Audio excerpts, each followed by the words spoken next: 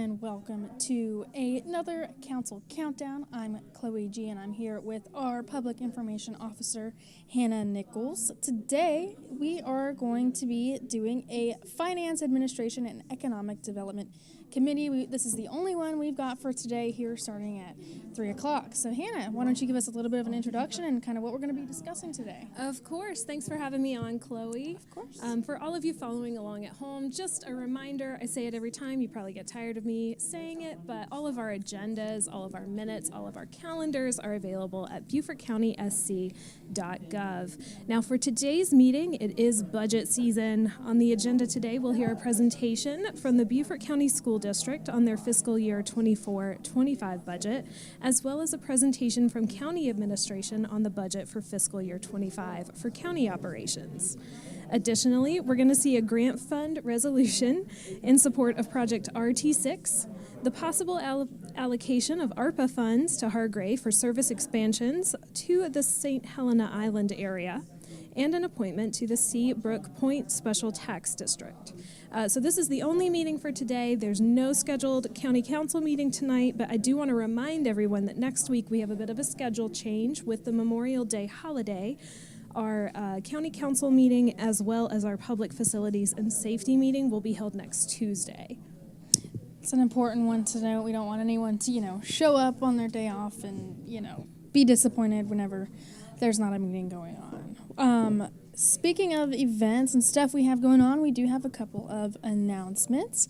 Beaufort County Public Works is going to be hosting a Recycle 101 talk aimed at educating the community about effective recycling practices, waste diversion methods, and the importance of recycling in preserving our environment. The talk will begin at 2 p.m. on Thursday, May 30th, and it's going to be held at 106 Shanklin Road in Beaufort.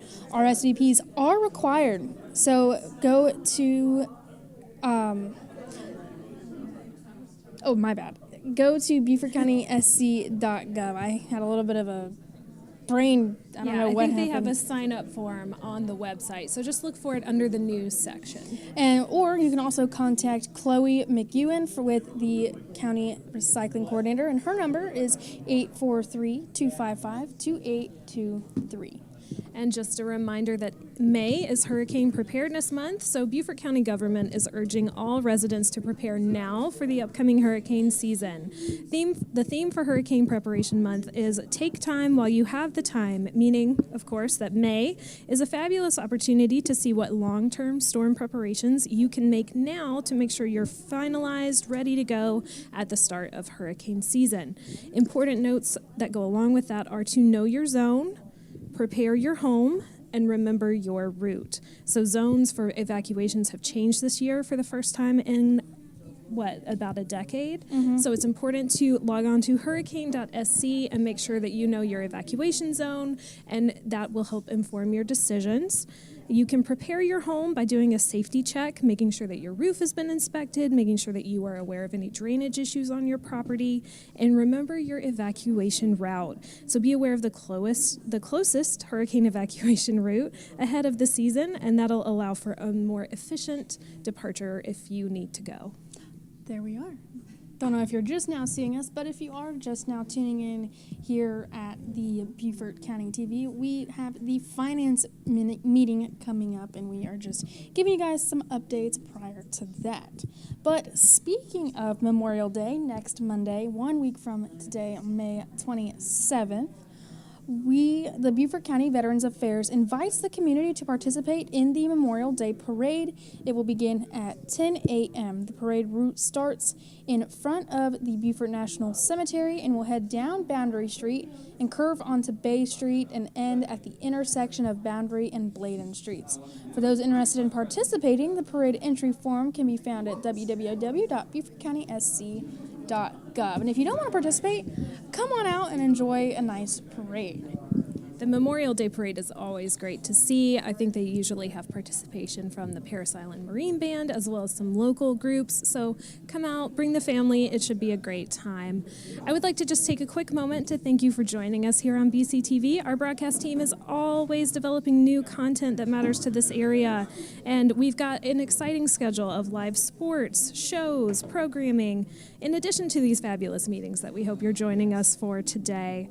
BCTV is available on cable channels Comcast Channel 2, Hargrave Channel 9, and 113, Spectrum Channel 1304, and you can stream us live anytime at BeaufortCounty.tv, on YouTube, on Roku, Apple TV, Android TV, and Amazon Fire. So thank you so much for joining us today. And wherever you're seeing us from now, view us anytime 24/7, and there's going to be some special programming. The another announcement also having to do with the Beaufort County Veterans Affairs. They are going to be hosting an end-of-life planning seminar for veterans and their families.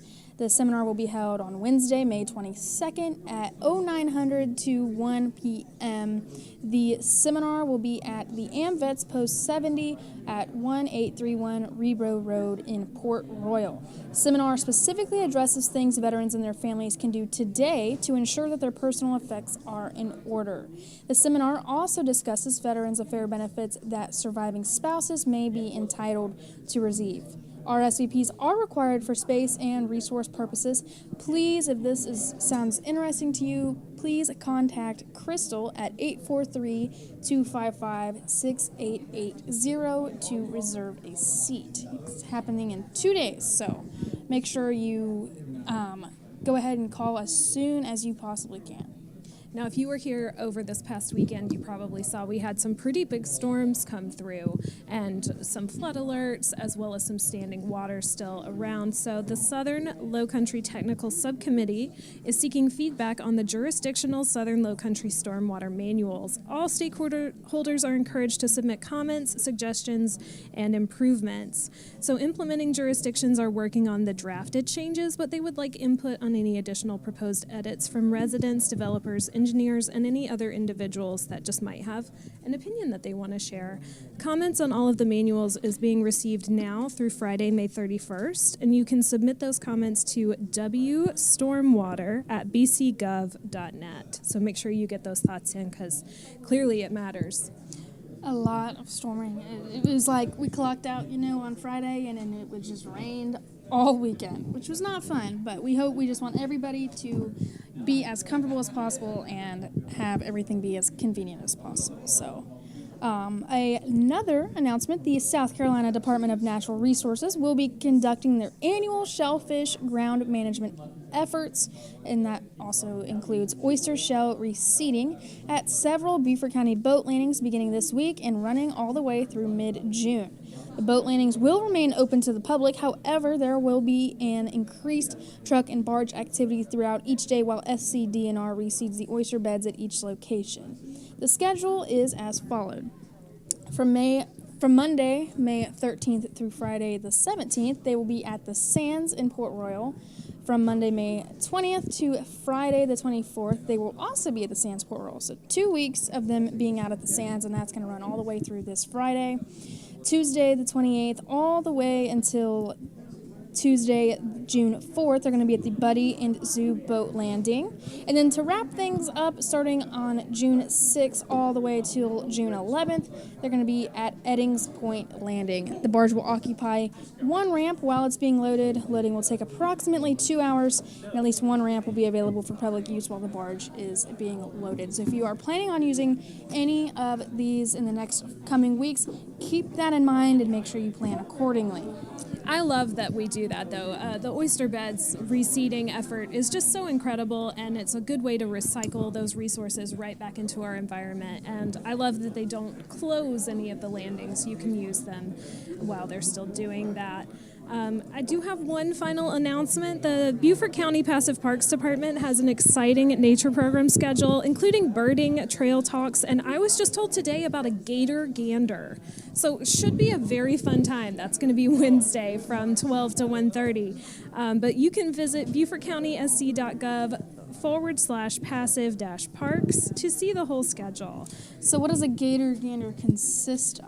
I believe they're going to be going over some important gator facts, some things to be aware of. They're going to talk about, not get close to, but talk about the baby gators that just showed up at Crystal Lake Nature Park. It should be a really fun and informative time. And it is mating season, if I'm correct, or just around that time? I think it's around that time. And they've been traveling, they've been moving ponds, so it is super important for everybody to be aware of safety, including safety with your pets. So Exactly. I think it's great that our Passive Parks is able to do something like this. It'll be great and informative. I noticed at Burton Wells, they have a dog park that opens up into the lake. The last time I was out there, I noticed there was a gator in that pond. So if that is somewhere that you guys maybe like to enjoy with your dogs, maybe be a little bit more cautious, as there are gators in there now. Yeah, I was always told if there is a body of water, just assume that there might be a gator in it, and they are everywhere. It is the low country. So it was the first time I saw one out there, and it wasn't huge, but still something to keep on your mind.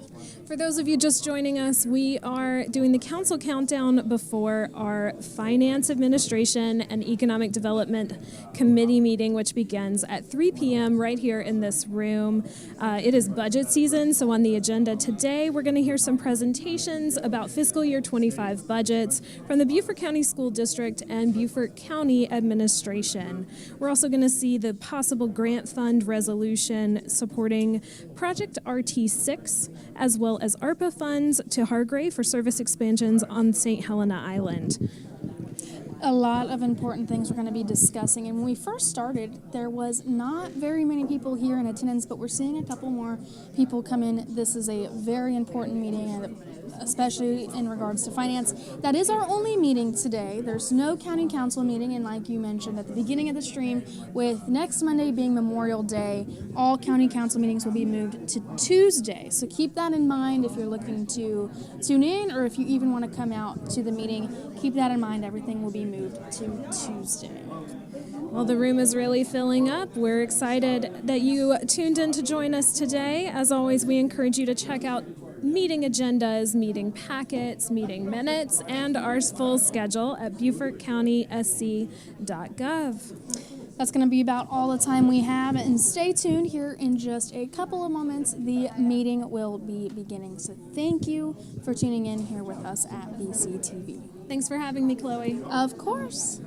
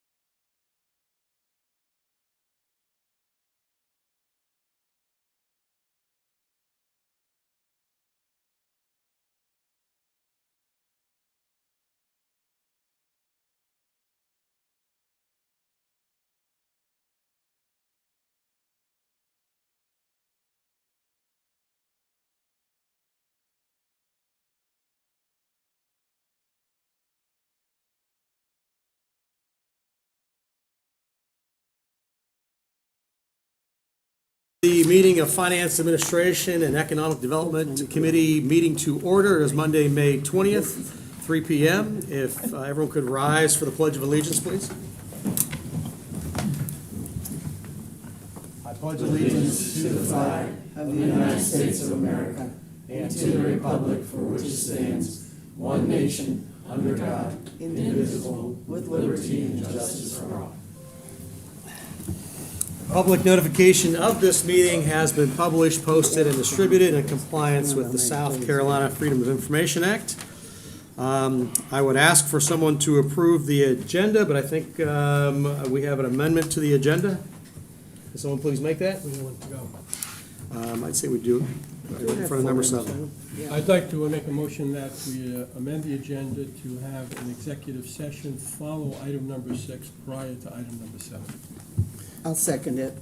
All right, so motion on the table to move our executive session at the end to, be number, between number 6 and number 7. Is there any discussion on that? Seeing no discussion, we will approve this without objection. Is there any objection? Seeing no objection, that has been approved, so I can now ask for someone to approve the agenda with the amended change. So moved. Is there a second?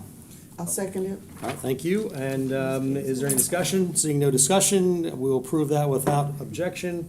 So we have made the agenda change with the amended change there. So agenda has been approved. Let's move on then to approval of minutes from February 26, 2024, April 15th of 2024, and May 1st of 2024. Can I have a motion to approve those, please? So moved, sir. I think there was a Scribbers. It's corrected. Never mind. I'll make the motion to approve. I actually read them. I didn't. Okay. And that's a first and a second. So is there any discussion on that? Retirement must be nice. Seeing no discussion, we'll approve those 3 minutes from February 26th, April 15th, and May 1st without objection. So let's then move on to our citizens' comment period, 15 minutes total. Anyone who wishes to speak during the citizens' comment period, meeting will limit their comments and speak to no longer than 3 minutes. Speaker will address the council in a respectful manner appropriate to the decorum of the meeting, refraining from use of profane, abusive, or obscene language in accordance with the Beaufort County rules and procedures. Is there anyone from the audience who would like to speak during our all right. Seeing no one for the citizens' comment, I'd like to have someone make a motion for us now to go into the executive session that was changed on our agenda. So moved. I'll second, Mr. Chairman. Second, Mr. All right, thank you, Mr. Cunningham. Any discussion? Seeing no discussion, we will do this without objection. And seeing no objection, we are now in executive session. Move into another room. We are going to move, yes, to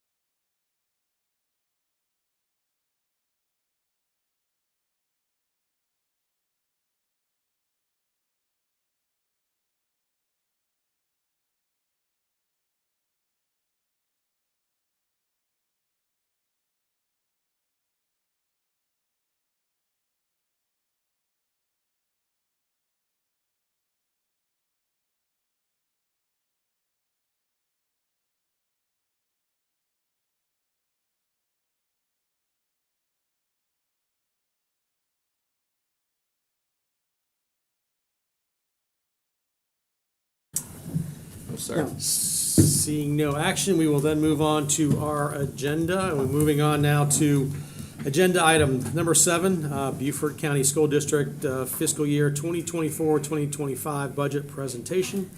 Ms. Tanya Crosby, Beaufort County School District Chief Financial Officer. Ms. Crosby, good to have you back again. Good to see you. Thank you for being here. Appreciate you having us. Wanted to recognize my team also. I have a large group today. So Dr. Rodriguez, first of all, and my entire team here in the budget office and internal controls is here to help me out with any hard questions and support today as well. So in interest of time, I'm going to just jump right in and go ahead. We have a brief presentation with some kind of overview, and then we have a flyer, a one-page flyer that I'll reference later in the presentation. So first of all, there's some great things happening in the school district. For the second consecutive year, Beaufort County School District has obtained the #1 position for starting teacher salary. So 2 years ago, we really made an effort by combining some things and putting a lot of investment into our teachers, and we were able to move our teacher salaries from 53rd of 77 school districts in the state to #1. And so this year, we're able to stay in that top spot for a second consecutive year. But things are getting really competitive in the state across the school districts, and I think we're going to see we could get dethroned from that spot this year. So we're hopeful that we'll stay in the spot, but we'll still continue to make recruiting and retaining highly qualified teachers really our top priority for the school district. We have some grant opportunities that we're fortunate to have and have been accepted for. I'm supposed to run this, aren't I? Okay, there we go. MSAP is our Magnet Schools Assistance Program and MedTech program in many of our schools, so medical technologies and other grant opportunities such as that. Coosa Elementary was named as our 2023 National Blue Ribbon School. And we have many programs that are being offered at no cost to students and families, particularly during the times with the federal funding for COVID relief, which for the school district now will be expiring in the fall of this year. Collaboration with our community partners, that's one of the programs that we've been able to do, really joined with many of our churches and food banks and various organizations to be able to have after-school programs in the communities, which have been hugely beneficial to our school district. We are near completion of our 2019 referendum projects, so those were approved 4 years ago, and we're wrapping those up very rapidly. And we're fortunate to have, this past November, passed another referendum, which will continue for the next 4.5 to 5 years. Continue our path of refurbishing schools and getting some of the replacements of things that are sorely needed. Beaufort Jasper ACE, our vocational school, was recently awarded Palmetto's Finest, which was very exciting. And last but not least, we have the honor of having the South Carolina State Superintendent of the Year for this year. So congratulations to Dr. Rodriguez, and we're very excited about that.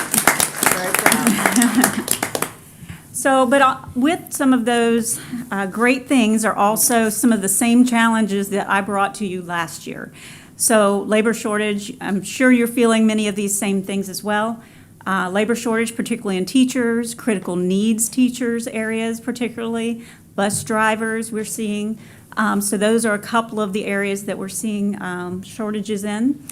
Rising costs for goods and services, they may not be as rising as rapidly as they were, but they're certainly being kept at a high level. Food, gasoline, all of those things. Rising healthcare costs. You're going to see 11.7% increase in the employer's share of healthcare this year, so significant increase there. Affordable housing. Childcare is an issue for our employees, and supply chain delays. We continue to have certain areas like refrigeration with school cafeterias, anything with a refrigerated equipment that's having major issues. Buses, 2-year delays and those sorts of things. So really still some significant challenges we're facing. Our budget is very much engaged are built with engagement from our communities. So every circle in this graphic is touched in some way by our staff, and we reach out, whether it's online or in person. And so every one of them, every category has input. In fact, the board even took it on in January to actually have an exercise where they had a list of priorities and actually went through an exercising of prioritizing those. So that helped us to fine-tune some of the areas that they really were interested in seeing us allocate our resources to. And so these are some of the areas that feedback generated. 4 major areas: compensation, communication, climate, and leadership. So teacher pay is always at the top of our list. We have 3,000 employees with the school district, almost 2,000 of which are teachers. So other employees' pay as well is always at the top. So those are principals and assistant principals, school staff, district staff. And then critical needs supplements was something very a high priority for the board this year. So critical needs being special education in particular. Those are some of our biggest areas of need and in our teacher areas. Communication, again, we do lots of public engagement. We're right now doing strategic planning and our rebranding as well. So there's also not only budget engagement, but also other areas. And just building relationships with our community partners and strengthening those as we've done in the last couple of years, but we want to continue that. Climate, working conditions, mental health awareness, safety and security is a huge priority for our school district, and we see that a lot in our referendum projects. And then finally, leadership, just having the accountability, investing in our employees through professional development, and taking action when needed. So just a brief snapshot of where we are in the current school year. This is the district salary schedule for several of our either neighboring districts or peer districts. So Beaufort is at $48,566 currently in our teacher salary scale. Charleston was just a hair less than us, about $400, almost $500. Anderson, Greenville was about $500 less, and then York following. Allendale and Jasper are in the $46,000, $45,000 range. The one we're watching is Charleston. So we saw an article recently that they would be moving to $55,000 this year. And so the next slide shows you where we will be. And so the state minimum salary schedule that is budgeted and proposed by the state legislature is $47,000. We are proposing to go up $2,500 to bring our base teacher salary to $51,066.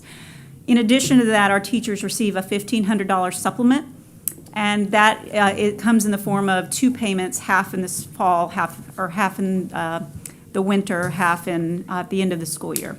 So in all, the compensation package is $52,566. Again, this is a first-year starting teacher salary. And so you can see 51 is not quite going to get us to the $55,000 range that Charleston is proposing, but we're going to be still in the running for one of the top, we believe, spots in the state. So as we budget for our next year, the total preliminary budget is $359 million. 70% of that is instruction, direct instruction, or instructional support, so in the schools, people supporting the schools. Leadership is $42 million, about 11%, and operations is $66 million. So that's going to include turning on the lights, the insurance, and all of those things.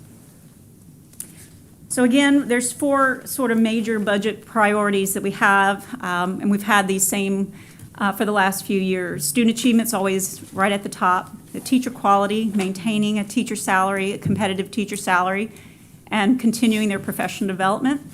Providing a safe and secure environment in our buildings, investments in our buildings, and our protocols. There's been a lot of work around crisis response in our district and partnering with the sheriff's office and other agencies throughout the county that have wonderful community support. And then financial stewardship, we're making sure that we're getting clean audits.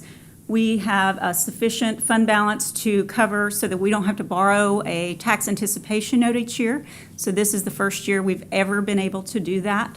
And then that helps us in turn to maintain a AA1 credit rating as we're going out issuing bonds for the referendum projects. So all of those things work together to make sure that we are having strong financial stewardship. So, and this slide provides just kind of a categorization, but basically the main message here is that employee compensations, the increases in this budget make up 51.6% of the budget increases. So the total increase is $38.8 million, which is a 12% increase. And so the other categories include school staffing allocations, which would be additional staffing for multilingual learners, special education primarily. So we do have increasing numbers in those categories, so we'll need to continue to staff. Operational increases. We've held very flat in the last few years. We're going to see major increases in our custodial contract. We're going out for bid, and we're needing to ramp that up a little more to get better services. And we have a maintenance contract as well, and other insurance, security services, SROs, everything in every category, and you probably see it in your budget as well. Everything is going up. So charter school finally, and our vocational school, so that's Riverview and ACE. Combined, the increases in those two budgets based on a formula, both on state law, are $1 million, and they are 2.7% of the proposed budget.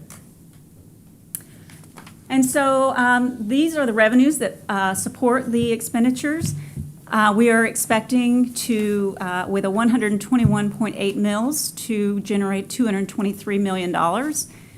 State revenue, $134 million. So you can see the graphic where the blue section of the pie is local support and the yellow is state. Our district is much heavier on the blue side than many other districts. Others are more balanced or leaning toward the other, more state support because of our index of tax-paying ability. And federal revenues are staying just with a little bit of impact aid and E-rate revenues, and then some transfers in, like indirect costs from special revenue grants and so on. So the main message of this slide is we are requesting no millage increase in this budget. And again, the breakdown of employee compensation, school staffing allocations, operational, and charter are there. Just mentioned those.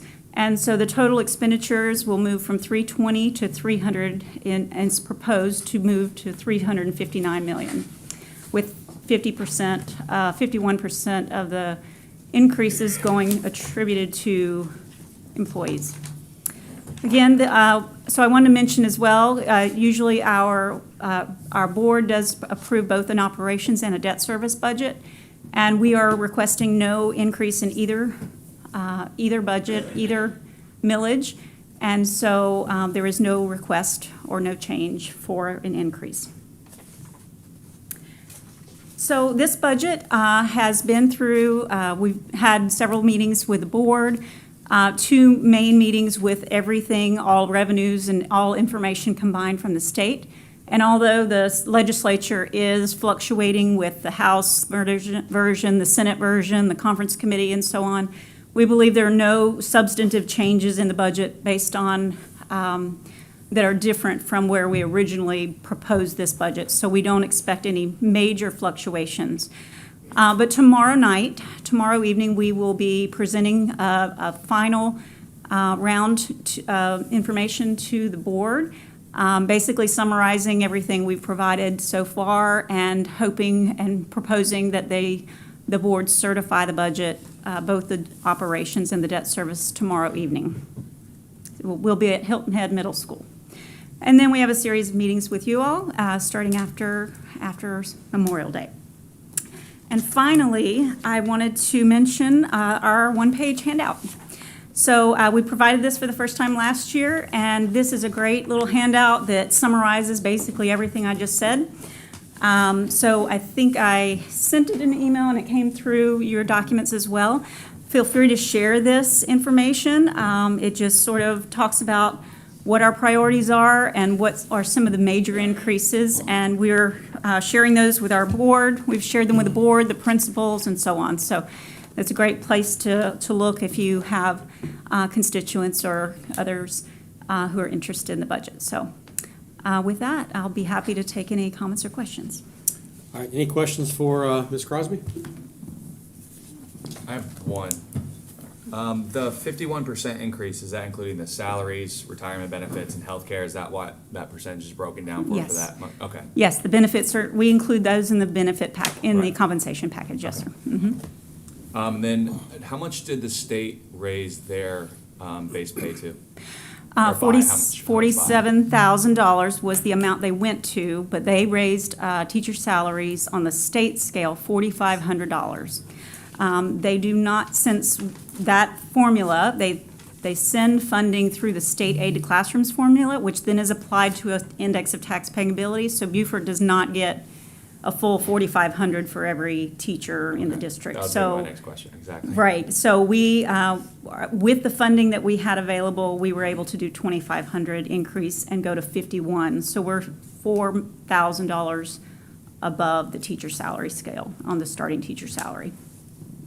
I didn't mention that we are, part of this, and it's on the handout or the flyer, that we are proposing a supplement to critical needs teachers, so special education, and it would be a 6% of the base teacher salary. So for a $50,000 teacher, base teacher salary, close to a base teacher salary, that would be about a $3,000 supplement each year as well. That's all I Any other questions? Oh, your- Yeah, Yeah. Mr. Glover. I don't have a question.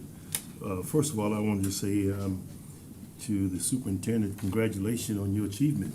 I think that's a well-deserving honor, so just want to say congratulations publicly. Student achievement. You talk about continuing to advocate for state funding to support learning outcomes and state mandates. Talk to me a little about that, because student achievement, I think, is where I would love for you to be. Student outcome. So I'll start with the state mandates, and I may have to ask for Dr. Rodriguez's support on That's why I asked on the the student achievement part. So, as well, for one particular state mandate that came about, and it most likely affected the county as well, because it was a state, all state employees, was the unfunded mandate for paid parental leave. So that was implemented a year ago, so not this legislative year, but last year. And it came with no funding for school districts. At the time, we budgeted $250,000. This year, we're having to increase that budget $800,000 because it's going to cost approximately $1 million for the school district. So those 30 days for maternal leave and 10 days for paternal. And we have subs, so those are paid days. And then we have substitutes as well. So that's a combination. It's a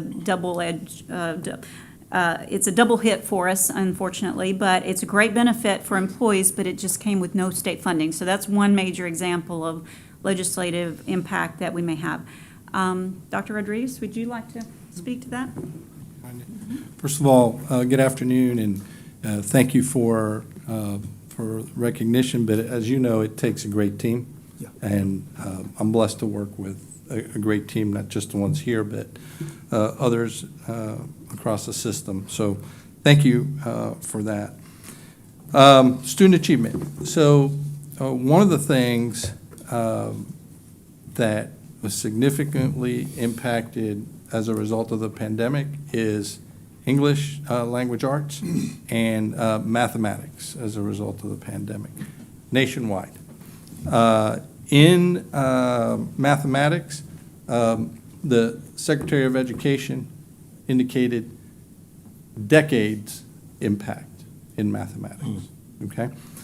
So there's an acceleration and recovery efforts across schools across the country in that arena. Okay, I'm proud to share with you that while we still have work to do, in Beaufort County, our language arts scores are the highest they've been since the inception of the current state assessment. Okay, so even through the pandemic, in language arts, we managed to continue to grow along the way. And it's been a steady growth, a couple points each year. So that is where we sit in terms of English language arts. In terms of mathematics, we felt the impact. I don't believe it's decades impact, but we did feel the impact, and we are still continuing to work. Although we're showing growth in mathematics, we're not where we were prior to the pandemic. And so we're continuing to claw and climb our way out of that. And I think it's mostly because mathematics has become much more, it's a different curriculum than when we were in school in terms of mathematics for students. And so that's one of the things that schools see. And so I think as that shift took place in schools across the country, just really prior to the pandemic, the impact in mathematics requires a much more hands-on and a much more conceptual understanding of all of the standards in mathematics than they used to many years ago. And so consequently, the impact of the pandemic didn't lend itself for a lot of that hands-on interaction and all of that during that time period. And we are still feeling that. In addition to that, I think another challenge that we continuously face, and this is for all subject areas, I think, is really in early childhood area. As a school system, I can tell you that about 50 to 60% of students that come into kindergarten come in about a year to 2 years behind. A year to 2 year behind. So we have some early childhood education programming that we do for 4-year-olds. But even at 4-year-old level, we see them coming behind. So right out of the gates, you see students that are coming in, a significant chunk, that are 1 to 2 years behind. And our elementary schools do a great job in terms of trying to catch that up. But it is a tall task. And so I think that it's going to take more than just the efforts of the school district in the early childhood arena, particularly prior to pre-K4. Really more birth through 5, in order to make sure that students are arriving at kindergarten ready for kindergarten. And I think that is a really significant impact in trying to turn the table on that, because otherwise many of those students are playing catch up from the moment they hit the schools in kindergarten. 20 years ago, I read an article that stated basically when a child comes in school at the not ready, Yeah. They never catch up.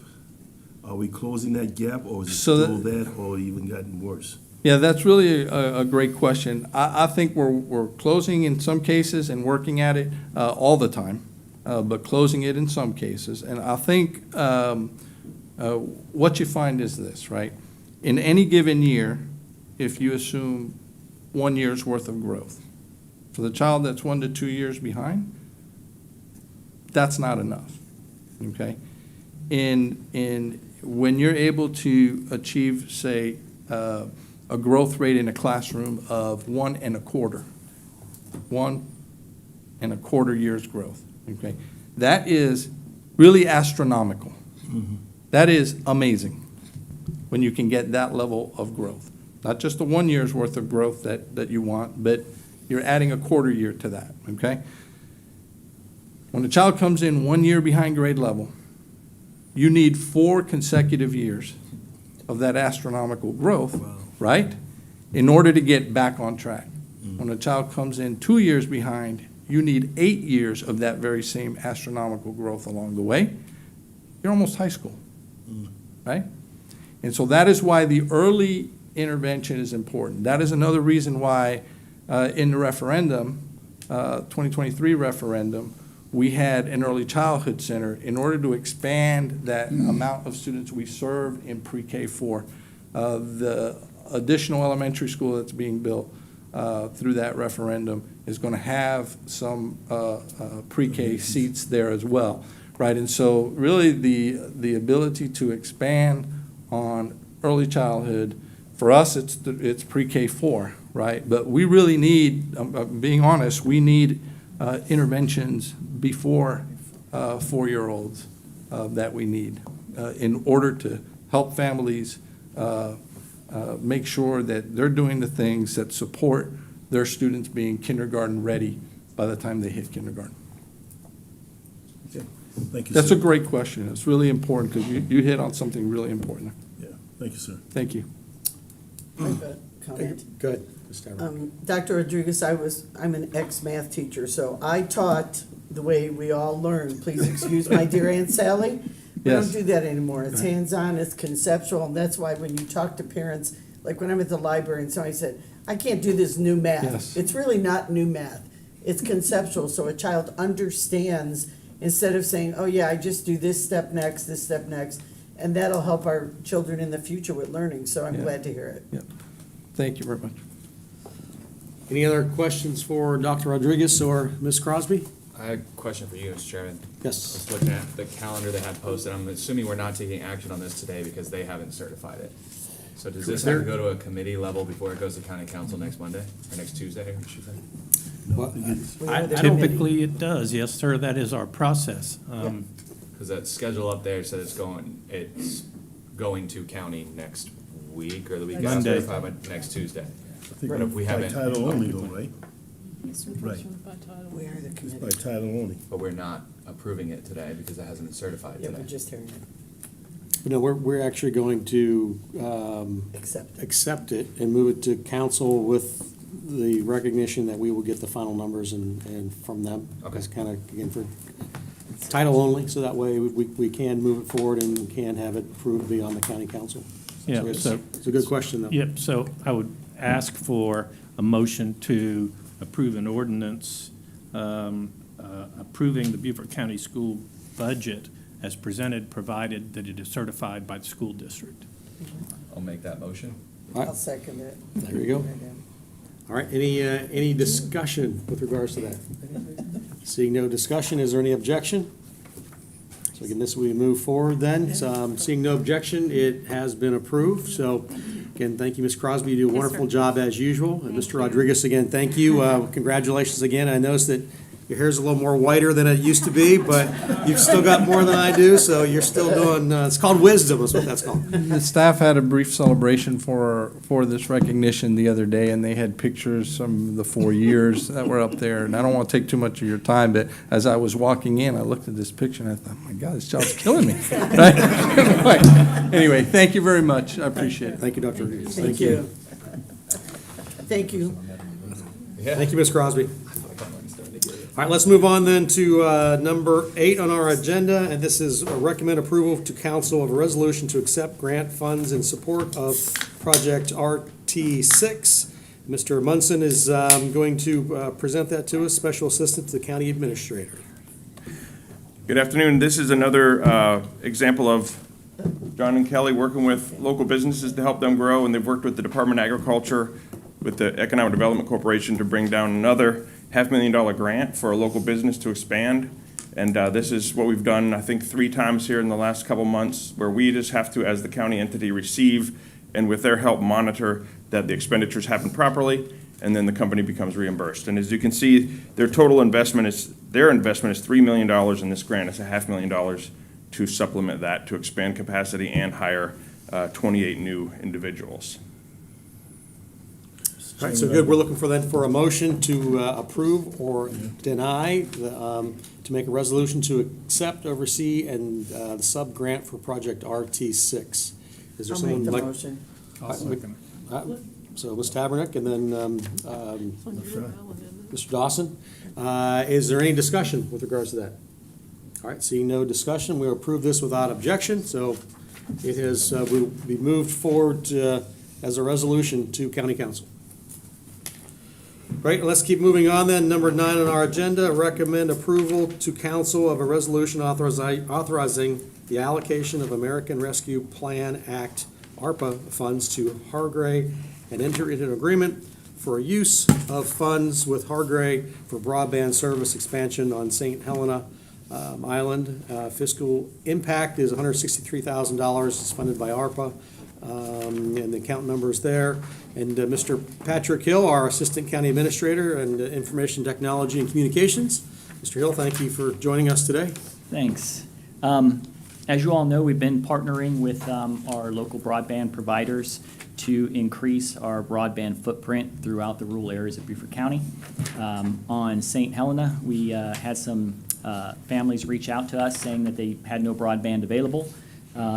We were presented with an action plan by Hargray to increase the broadband on St. Helena to some of the rural areas, and they would like us to contribute $163,000 out of our $700,000 broadband allocated ARPA funds. And I did ask Hargray to come along if you guys got any questions or anything that I can't answer. Any questions? Yep. Good, Ms. Approximately how many families?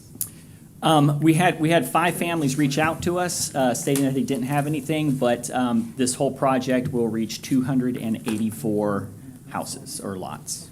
Thank you. Mr. Chairman. Yep. Go ahead, David. So are these going to be universal lines that any of the companies can utilize, or is this specific to Hargray? This is Jane. She's our Hargray rep. She can probably answer this one better than I can. I'm sorry, I didn't fully hear the question. I'm Jane Shanley with Hargray. Thank you for having me. Are these going to be universal lines that are put in that other companies can use, or is this a monopoly that's going in down there? Well, we don't like to use that word. But unfortunately, no one else could use these. This would be Hargray alone. Okay, and this is an allocation of funds, not a loan to get it back? No. Are they going to have any discounted rates down that way for us contributing? We have promotional offers to start for anybody that comes on board, Okay. but nothing specific at this point. Okay, so like I said, this is not a loan, right? This is No, an not a actual loan. contribution to a private company Correct. that's for profit. It's from the Rural Broadband Fund. Okay. Ms. Tabernick, go ahead. So I submitted a question to Mr. Robinson, so just to share with the rest, I asked how much money was in this account, 700,000. And I was curious on page, whatever page this is, it has the chart, page 10, how you determine county funding, and so I was told it was about 1/3 was our share. Is that correct, right there? Yeah, go Whoever ahead. You wants to can talk answer about it. how you came up with How the we came number. up with the funding? Yeah. So, well, first of all, we're a public company. We have to present to our board of directors approval for any kind of funding. And we have certain requirements when we're building any sort of expansion and outlay of capital funds. So in order for me to get approval to spend the other 2/3 of that money, it has to have a return on investment within under 8 years.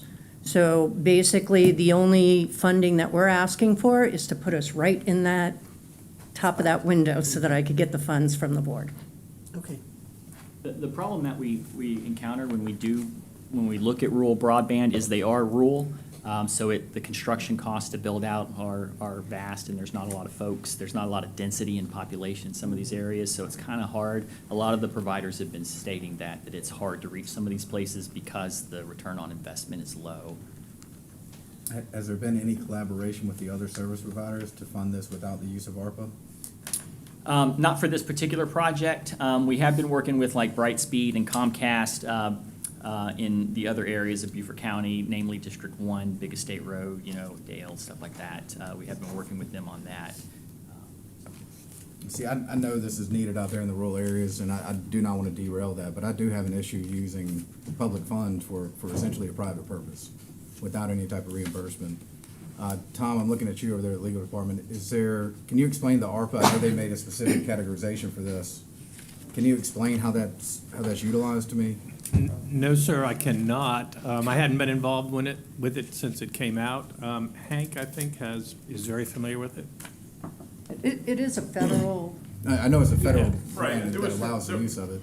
So with the ARPA funds, one of the specifically spelled out uses of the public funds was to help run these lines into the rural areas because they know that the dollar for dollar return for a company is not there. So in the ARPA legislation, it talks about the basics with health and repaying us for things that we did for premium pay. And one of the next ones is about broadband to rural areas. Same thing with water and sewer in certain areas because these are the just basic needs that the upfront cost is so high. As we've seen by the market never doing it, that's why it's allocated to do it. And so, My issue though with the water and sewer Yeah. authority is they're a quasi-governmental entity compared to a private for-profit company.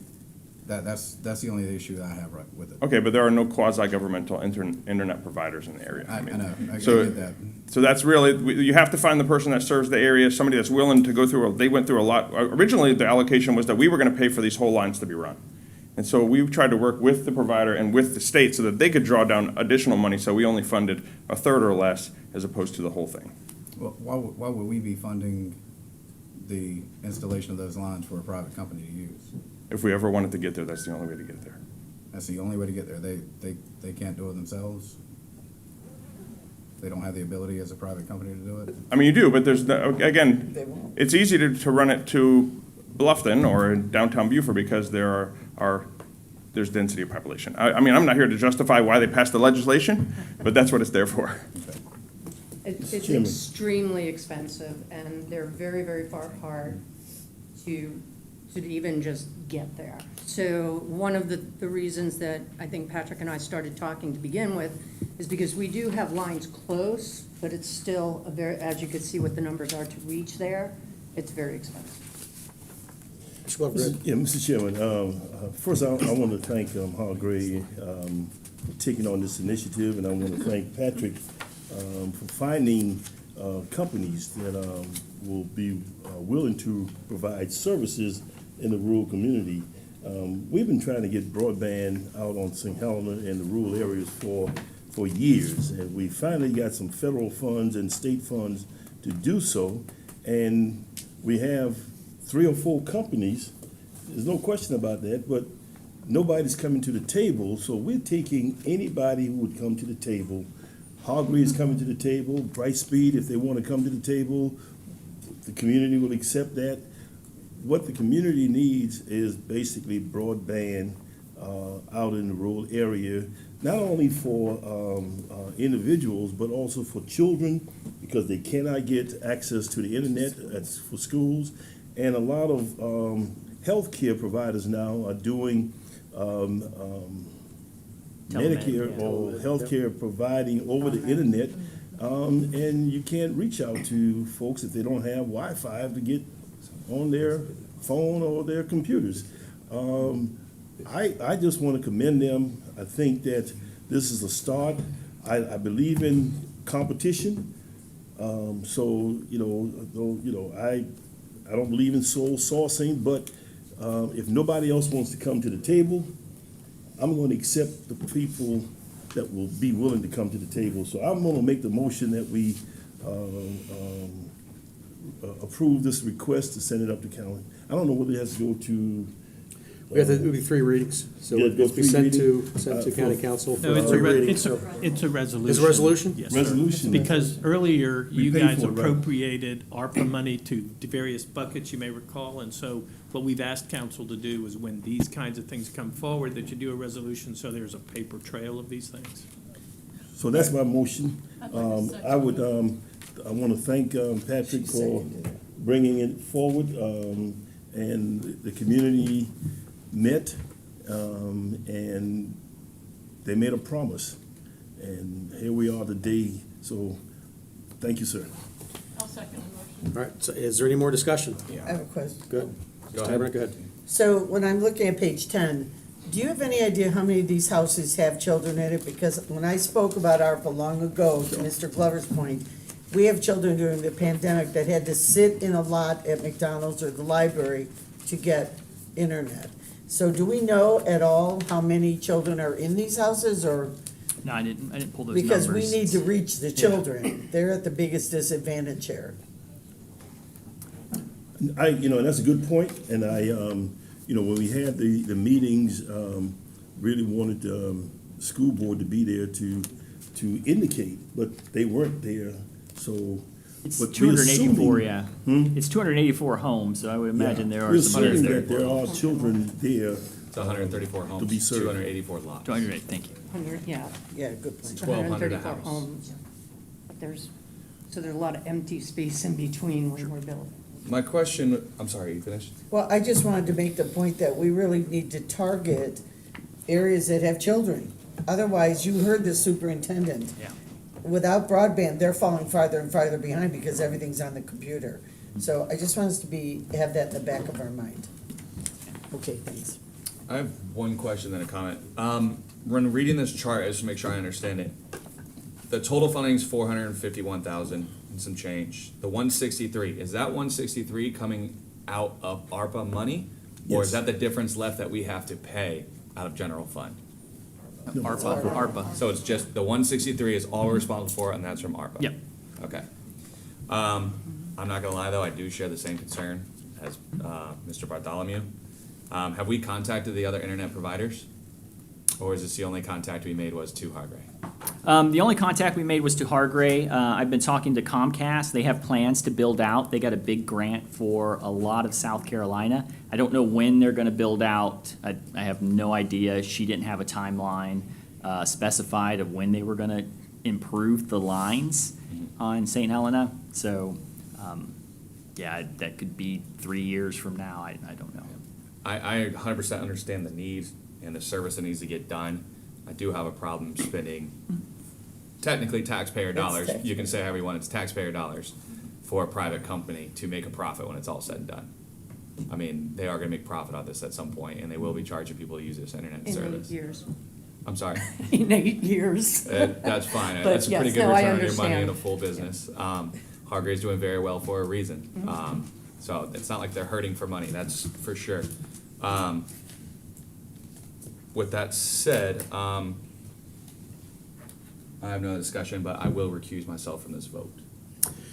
All right, so obviously we have. I have a question. Oh, I'm sorry. Yeah, go ahead, Mr. Yes, and I applaud Councilman Glover and Patrick and the representative from Hallgrave for actually developing this plan and moving forward with it, because it is a dire need in all of our rural communities. And so I'm going to have some community meetings and get the process started as well. But my concern is, I heard the comment made that there's 700,000 in this budget for 700,000 opera money for broadband.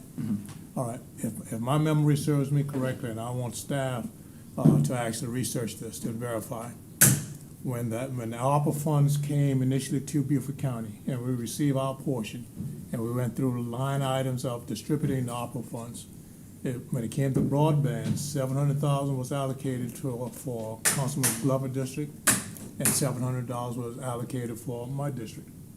And so I'm being told now there's only a balance of 700,000 in the count as a total.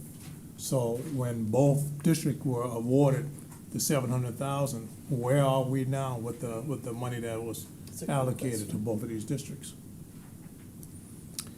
Is that something that we can in the future or get that information from? And while we're doing that, one of the comments that was made at the time, Mr. Dawson, was that we were not putting a lot of money in that category.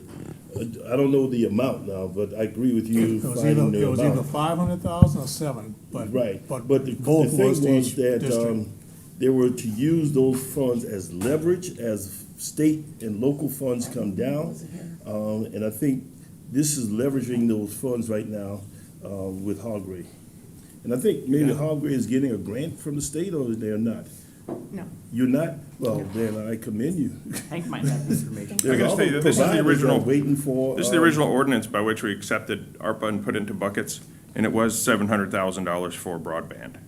Total. Total. I was about to say, I don't think we decided putting it into specific districts. We just said. Right, it was just over, yeah, it was a total of 700,000 in the innovation category. It's tiny. That's why I have to put my old man glasses on. I'm going to go back and find my paperwork. I know I got it somewhere at home, but in the line items, there was either 500,000 or 700. I don't remember the exact number, but it was for St. Helena, and then it also says for the Sheldon Big Estate, northern part of the county. Okay. In that allocation sheet. So Patrick, is there any effort in that district to get? Oh, yeah, yes, definitely, yes, definitely. I think that, really, honestly, I feel like with what we've got going on with Hargray and then what the upgrades that are coming with Comcast, I really feel like St. Helena is really good, in good shape for the future-wise. I really feel good about the island. We're really concentrating on, now, Mr. Dawson's area, it's a big rural area. So we're trying to get some addresses of folks in that area that don't have service so we can get with the providers that are closest to those addresses that don't have service and hopefully bring another presentation to you again of a tactical plan to actually implement broadband in those areas where they don't have it. Yeah, well, I commend you, Patrick, on your effort of actually getting it done. But I want to make sure that the funding is there to where we don't have a shortage and have to stop the process. Yes, sir. And I think it was stated to start with that the account that this is coming out of, the account that it mentions has $700,000 in it. So it and then leaves we're taking 537. 163, so that means that the $700,000 for that broadband was the original amount, it sounds like. But obviously go back, Mr. Dawson, and double check to see, because my memory can't tell me what that is. And obviously, it would be whatever. We'll verify it. Yep, yeah, absolutely. So we Mr. have Chair- determined that this is an appropriate use for this money. Tom has a question. Mr. Chairman, Yes. can I ask Councilman Logan, are you recusing yourself because you have a conflict, or are you planning to abstain? I will, You want to abstain,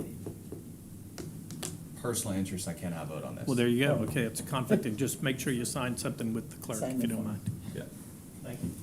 Mr. Chairman, I do have one last question. Yes, sir. Tom, are ARPA funds able to be sent out on a loan-type basis for where we help with this expansion, but get the taxpayer money recouped? Like I said, I haven't been involved That's in the fine. Yeah, I ARPA don't know stuff enough at about all. the ARPA. I don't know if Hank knows the answer to that. I don't. Do a long-term, where it's not a financial harm to anybody. They have to look at the definition of obligation and expenditure, and if expenditure can be recouped, so that's a finance. May I just say one thing? I do know that the Association of Counties sent some correspondence out to all the counties last week or the week before, and it was a message from the South Carolina Broadband Office, and they wanted all counties to commit formally by May 15th. We're a little behind that.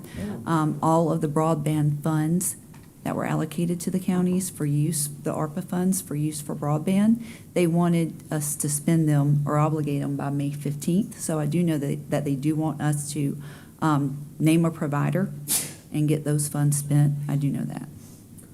And as far as the loan goes, I don't think so. I don't think there's any loans. It's all granted funds. Understood. All right, so we have a motion and a second.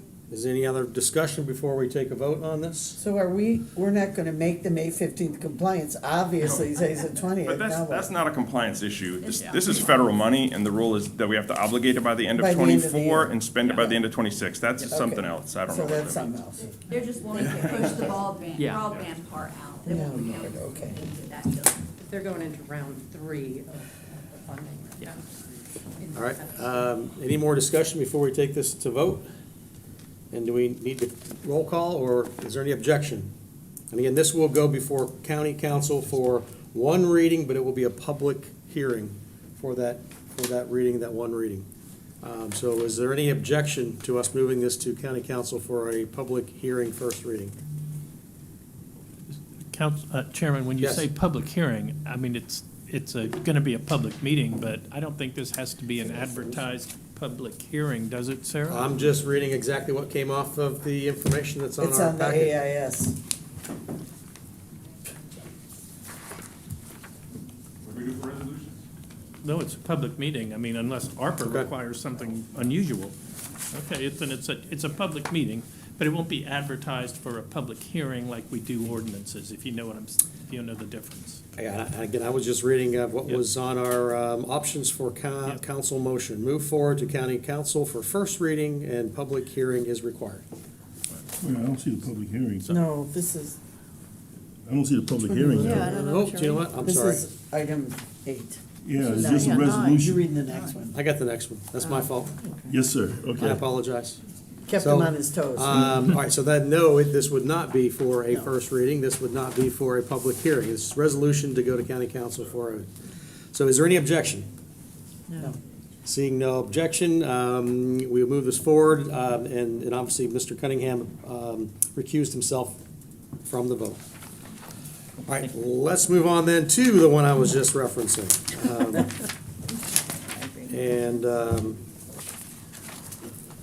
Recommend approval to council of an ordinance to make appropriations for county government and special purpose districts for Beaufort County for the fiscal year beginning July 1st, 2024 and ending June 30th, 2025, to levy taxes for the payment thereof, to adopt service and user fees, to provide for the expenditure of said taxes and other revenues coming into the county and other matters related thereto. Fiscal impact, the ordinance will outline the revenues to be collected and estimated expenditures for the fiscal year 2025.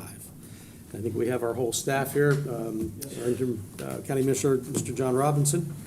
And Mr. Robinson, go ahead.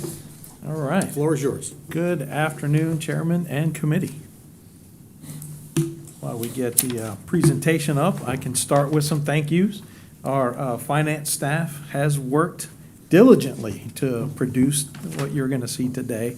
We hope that the result of today ends in a motion that you accept this budget proposal and move it forward for council for our first reading. To start with today, I'm going to do a quick executive summary, 10 or so slides that I'll discuss.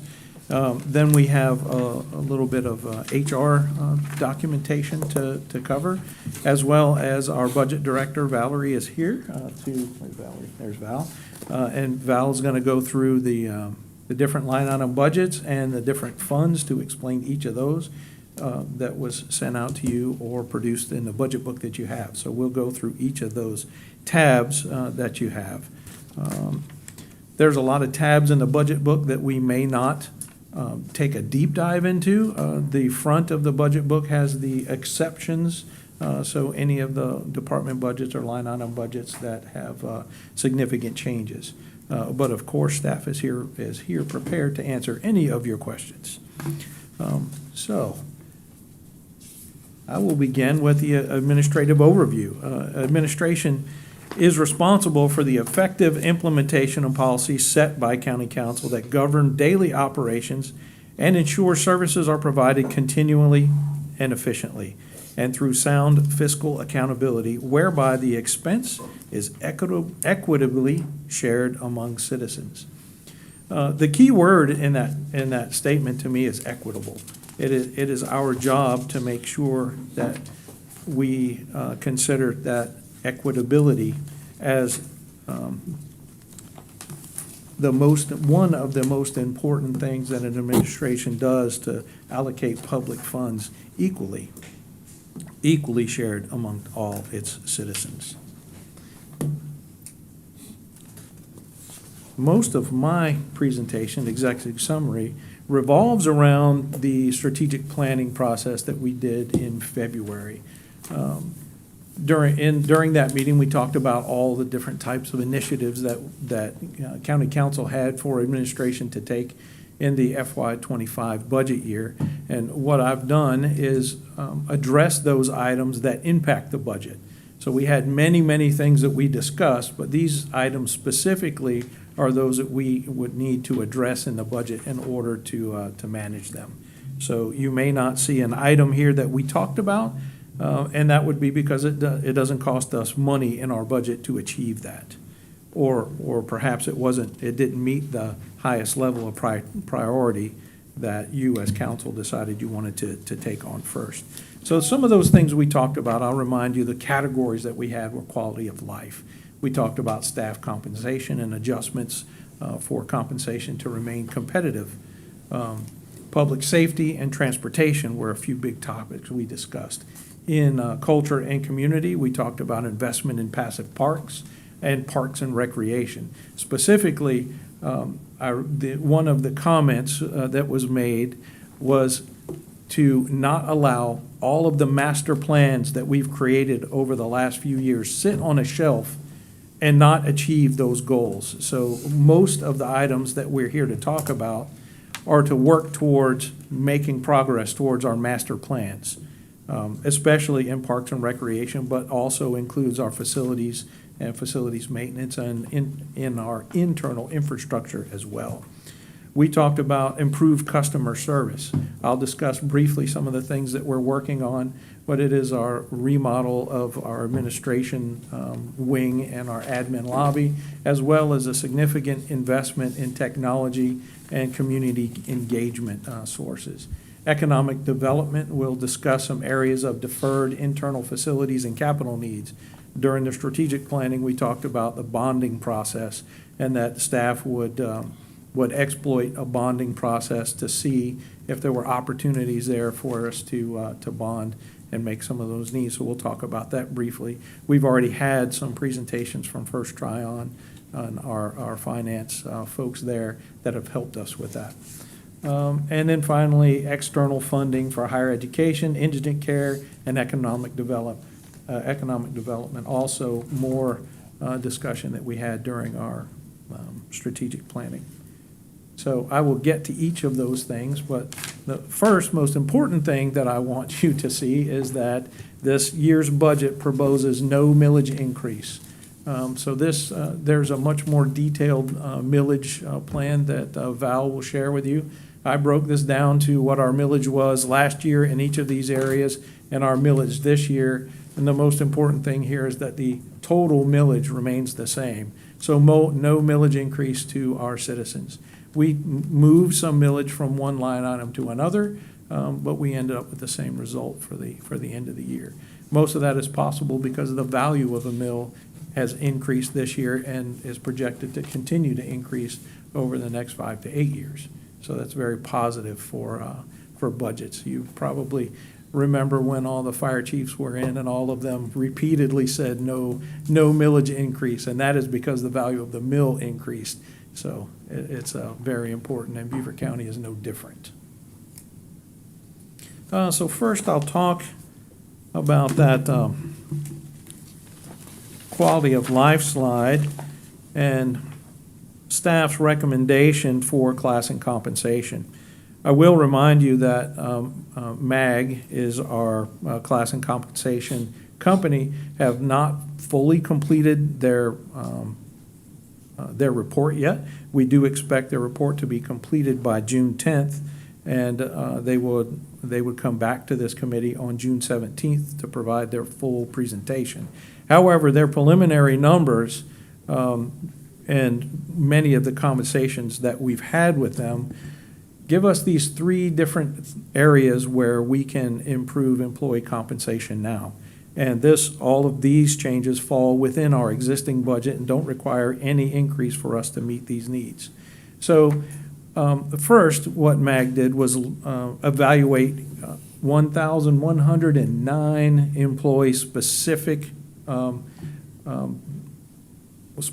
employees, specific input from employees. Of those, 340 specific job classifications, and they looked at each of these job classifications and determined whether the pay band for those job applications were appropriate. Many of those pay bands needed to move, so the pay band recommendation moved 631 employees that would be below their recommended pay bands. So the first thing that we did, looked at those pay bands, adjusted those pay bands, and then determined the number of employees and how much that would cost to move those employees into the recommended pay bands. And you see that there. That correction is $2,372,000 for us to make that. The next part of that was internal equity. So the internal equity is the evaluation of an employee's duties, compression within a specific job, an equitable length of service, compensation or correction. So all that longevity sometimes has to do with compression as well. There were 446 employees that were not properly compensated within their pay band due to one of those internal equity factors, and the cost to correct that. And this is likely to decrease, and I'll tell you why. The initial cost was $2,735,460. This is likely to decrease the information that MAG had, or they interpreted it. They looked at an employee's start date versus their date of job. So if someone was promoted into a job, so that longevity portion of that internal equity adjustment, that number will likely decrease significantly. Mr. Chairman, could I just ask one question? Yes, sir. Are there any employees in the 631 also included in the 446? It is likely, yes, sir. Okay. Yes, sir.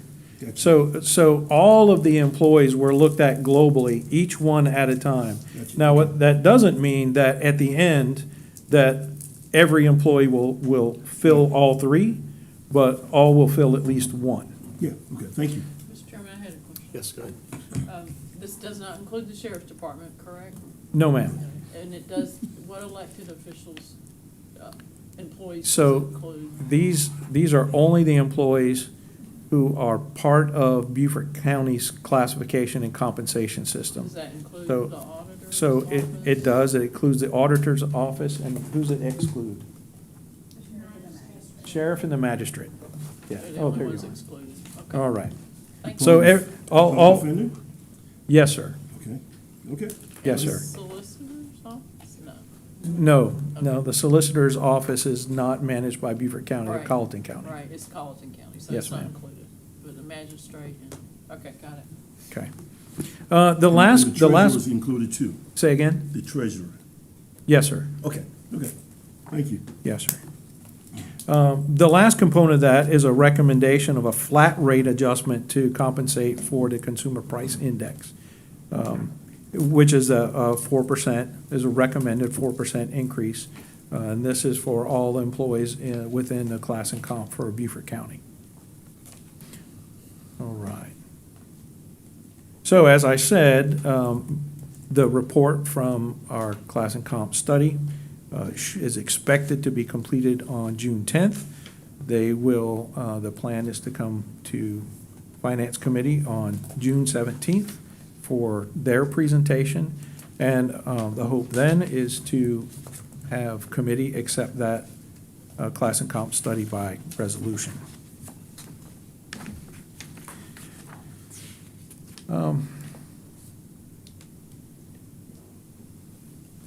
Other important thing to recognize is if we implement this, when do we do it? So if this is accepted by committee and council, approved in our budget, then HR would be looking to implement these three changes in that August, September timeframe. It could happen a little sooner than that, but it takes a little time to get all this done in our payroll system. Some other highlights. This isn't done. So our MAG, our class and comp, what is their full name? MAG? Management Advisory Group. I keep saying MAG, so I wanted to get that out there. Management Advisory Group. There's more to it than just this. The maintenance plan is so important for Beaufort County. What's next? If we correct the problems now, we need to make sure we stay on top of them in the future, and the maintenance plan does that for us. So they will share with us this maintenance plan and how we continue over the next several years or longer to make sure that we remain an employer of choice. Some of those things that they'll bring forward are the application of a longevity program. They'll show us what a longevity program should look like or can look like, and we can bring those back later for council's review. As well as the merit-based program. So there's opportunity for pay for performance, for merit based on performance. So we connect merit-based increases to evaluations. And that's a really important component to move forward. We talked about some of these programs last year and looking at several different ways to approach employee compensation. And this program puts all of those together. This year is a course correction. These 3 items that we're asking for in the budget this year are course correction to get us on track. And then as we continue forward, we'll have the opportunity to look at longevity, merit, and then continue forward with CPI adjustments or such. All of these are really an excellent program, and being that it's covered within our budget and not having to increase millage is even much more powerful. There was a question about last year, we were able to make adjustments to salaries and brought our minimum salary up to $15.25, I think it is where we got. These adjustments, just the 3 adjustments that we talked about this year, hopefully this pay band 207 will bring an employee's minimum salary up to $18.02 and a pay band 101. So the difference between the 200s and the 100s are public safety employees. So your detention center and EMS and those employees that have a longer work week because of the number of hours they work in a shift. It brings their salaries up to their minimum salary to $19.18 an hour. So that is really important for our staff to be competitive with the market. Will the rest of the staff that's already currently above that get the same increase? So I'm trying to, let me make sure I understand your question correctly. Meaning if the raise was $1, will our current staff already get a $1 raise as well? So if I back up just a little bit, that first pay band correction, so we move all the pay bands and we make sure everyone's inside the pay band. And then that internal equity, make sure that a person compared to the other folks in their job are in the right place inside that pay band. And last is that 4% increase overall. So I could not say that if one employee got a $1 increase, another employee will get the same $1 increase, because we have to treat them equitably within that pay band. Maybe I'm wording it improperly then. So let's say, if you can go back to the other slide, let's say that 1918 used to be 1818. Yes. That person in that position, same job, and there was another person at 20. Is that person that was at 20 going to go to 21 if the person that was at 1818 went to 1918? Are they going to get the same compensation raise as the starting employee? So just one twist around with what had John just explained. We'll do the bring to men first, then we'll do the 4%, and then we'll tackle the internal equity, which will tackle that piece, because if someone is now compressed up against that person who's a 20, they will be in that eligible pool of the internal equity adjustment. Thank you. Uh-huh. Thanks, Catherine.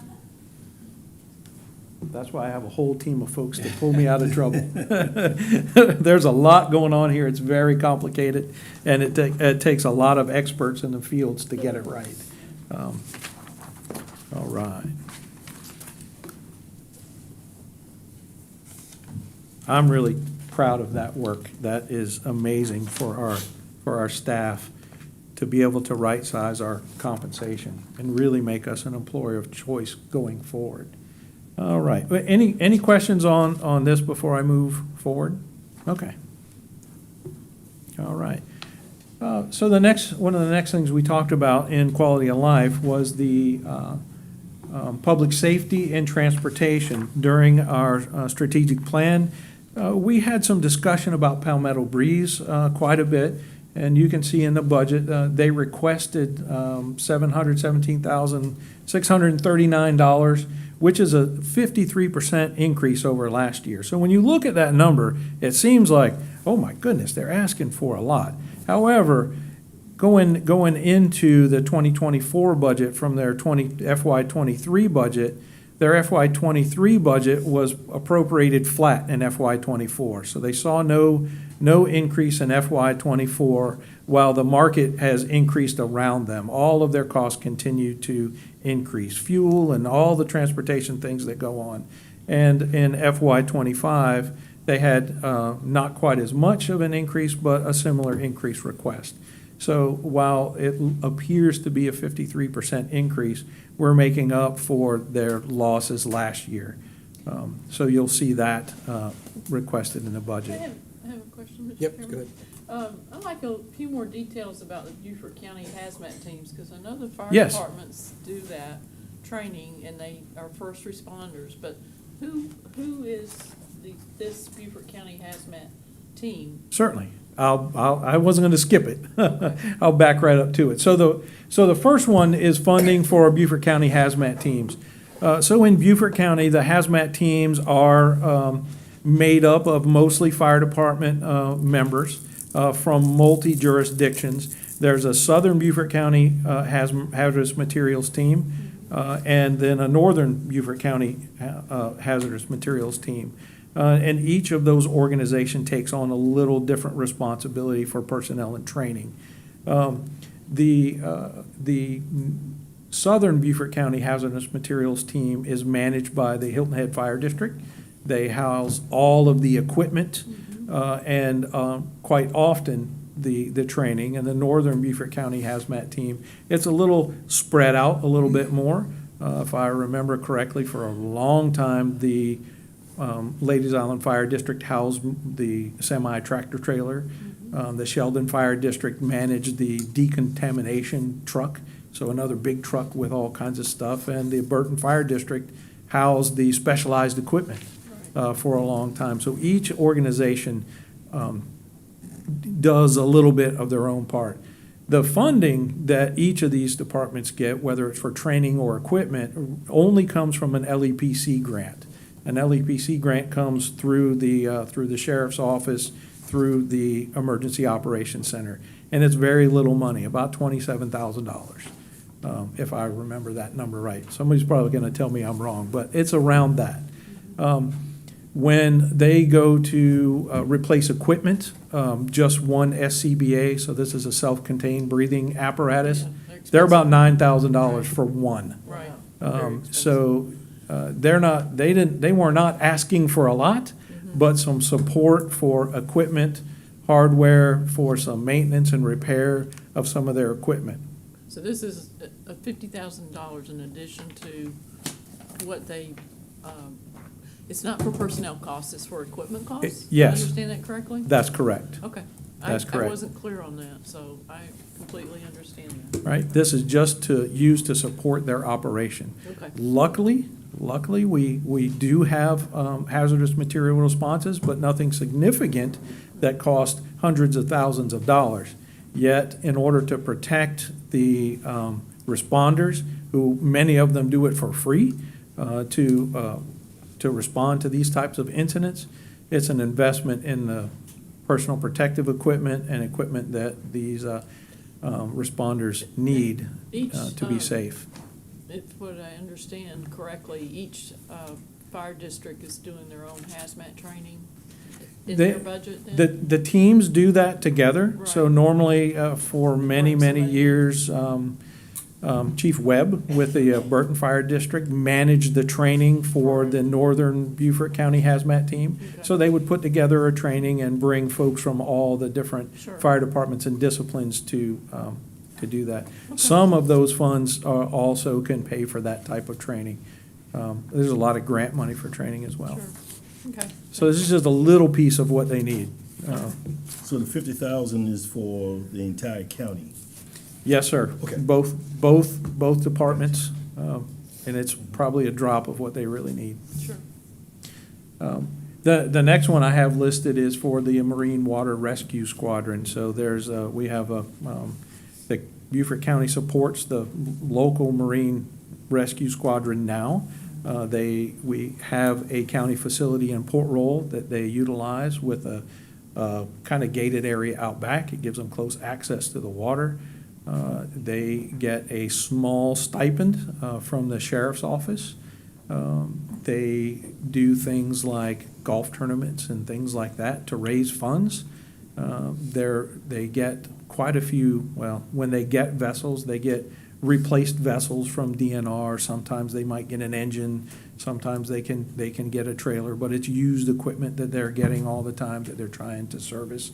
A lot of the folks on the squadron pay for the fuel for the vessels out of their own pockets. So there is this $40,000. Their request was much greater. A new boat motor for any one of their boats, $20,000 to $27,000. So Beaufort County, what they do for us is support every festivals that we have, water festivals. When we're doing a concert in the park, the folks that are keeping other boats and noise away from the park, that's Marine Water Rescue doing that. When there's a stranded boater or visitor out in one of our rivers or ocean, Marine Water Rescue are the folks that are going out to do that. And they're a completely volunteer organization that's supported by the community or by local governments. You see them in the parades with their airboat? They're out there. So that's what those are. And we talked about that some during the strategic plan as well. They're great groups that do a great service for Beaufort County residents and our visitors. All right. We talked about public engagement quite a bit, improvements to customer service and things that we can do as Beaufort County to invite our citizens to our or make our buildings more inviting for our citizens and different ways for us to engage our citizens. We talked about the already in progress remodel for the administration building, this chamber, the administrative hallway, and the admin lobby. A little history, this process started in 2021. The first design that went out, the first scope of work for an RFP to design the upfit here started in 2021. That has been redone at least 3 times. Changes in administration each time. There's someone new, looks at the new plan, I don't like this, we're doing something different. We are finally at a point where the design is ready to go out for bid for us to get this project. Now, you see the money there is $1.2 million for the project. That is not all from this year's budget. Only a fraction of that is from this year's budget. One of the nice things that we've done in our capital improvements funds is create a rollover account. So if we have funds in one year that that have been approved and allocated but not used yet, we can move those funds to the next year and then add some to them. And that's what we've done this year. In 2024, that design finally came forward with a number that was $826,000. That $826,000 wasn't enough to complete the project then. With a few changes, and honestly, we reduced the cost dramatically in this room itself. We added $350,000 from this year's budget so that we can complete this project. Some of the things that had to be done here included lighting, audio work. Some of the audio-visual equipment in here is old and needed to be updated, as well as some cosmetic changes, carpet, paint. Yes, ma'am. I was gonna say, I'm all in favor of remodeling the lobby. I would spend a very small amount here, other than these god-awful chairs. But They're new. I understand they're new, but I'm not a judge and I'm short and whatever. But I just don't want to spend a lot of money in this chamber unless it's for health reasons. Yeah. Because money could be spent elsewhere. So the lobby, I get it, I want it, we've all talked about that, but in here, audio I get, that's fine, but the rest, I mean, we can live with this. Yes, ma'am. Well, So I can live with it, I don't know about anybody else. I will tell you, some of the plans that I saw were dramatic changes in this chamber with all new wood and all types of different things. So the current plan leaves the center section as wood that's existing, changes this out here to drywall, which is nice and easy. That wood comes down, some drywall goes up, and it gets painted.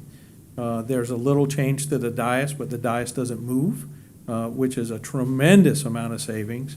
The one thing in the plan that you would see in the dais to give you some more room is that bench gets a little narrower. We took, I think, 3 to 5 inches out of that desktop so that there's more room behind the dais for those big chairs. And then some cosmetic work, some carpet, paint, minimal. So not huge changes in the chamber. Mr. Chair- agree. Yeah, Mr. Chairman. I had a We comment. don't- Good, I'm sorry. Something that you and I talked about this morning was security in Yes. this building and safety. I had the opportunity to go to Jasper County's county council meeting. You go through a wand and you go through security there. They look at your personal belongings. City of Beaufort, Town of Port Royal, all their meetings, you go through.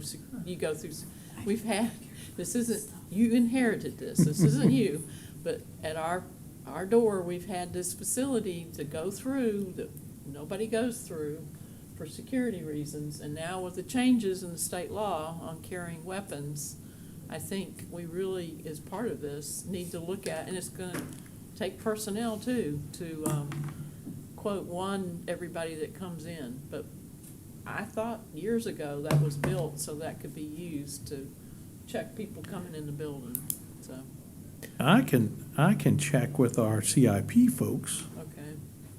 back there. Just, I mean. At that's one point, we three- had some kind of metal We detector did. that was at the front door, and now we have 3 doors at the front door. It's very That's kind of confusing. changed a Yeah. little bit, but I wonder if, I can't remember where that device went in the new Arthur Horn, right? Yeah, So right. that device was here at we first, moved and it then to went Arthur into Horn. the new Arthur Horn for security. those But three- we can certainly, Those 3 local governments are Mhm. doing it for their public meetings and for their council meetings, so, and these new changes are kind of, it's gonna be the wild, wild west, I'm afraid, with, I hope not, with people carrying yes, ma'am, guns you're more, right. So, yeah. So, anyway. Safety and security Just should while- always while be we at were the there, I end. thought I'd mention that. Absolutely.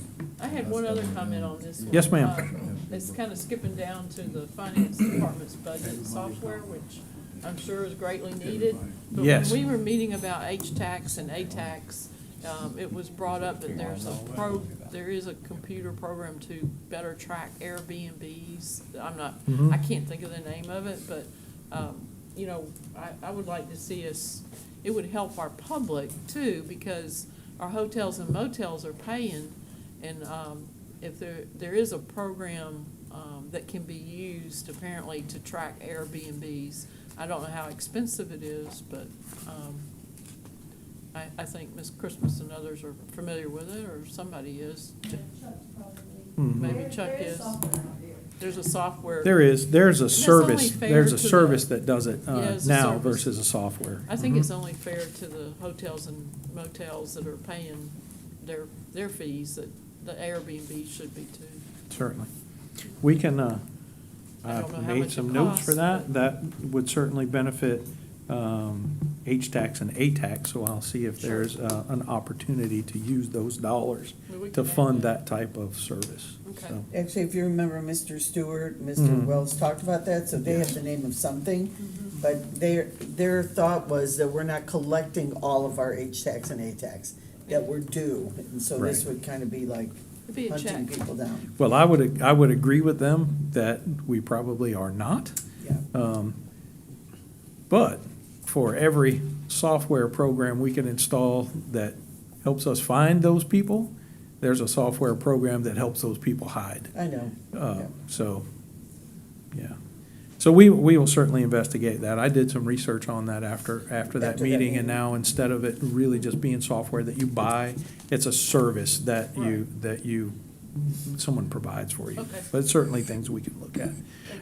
So we can get right into some of the software programs that really, there's a lot of efficiency improvement in software. And these are just a few that I wanted to highlight. These are new software programs, but there's a long list of renewal programs that we use. Questica is a finance budget software program. We 2 years ago had a finance software budget program that was used. This program has some pretty unique things. The budget management software, the budget development software is really cool. And when you look at the website, the transparency part of that is really the critical part for public engagement. So there's some ways for us to use that transparency tools and engage our public in a more efficient and effective manner. Next is a Project Mates software program. This is a project management tool that can be used. It's mostly for the capital improvements planning or capital improvements department, but it has tools built into it that can help us across a few different places.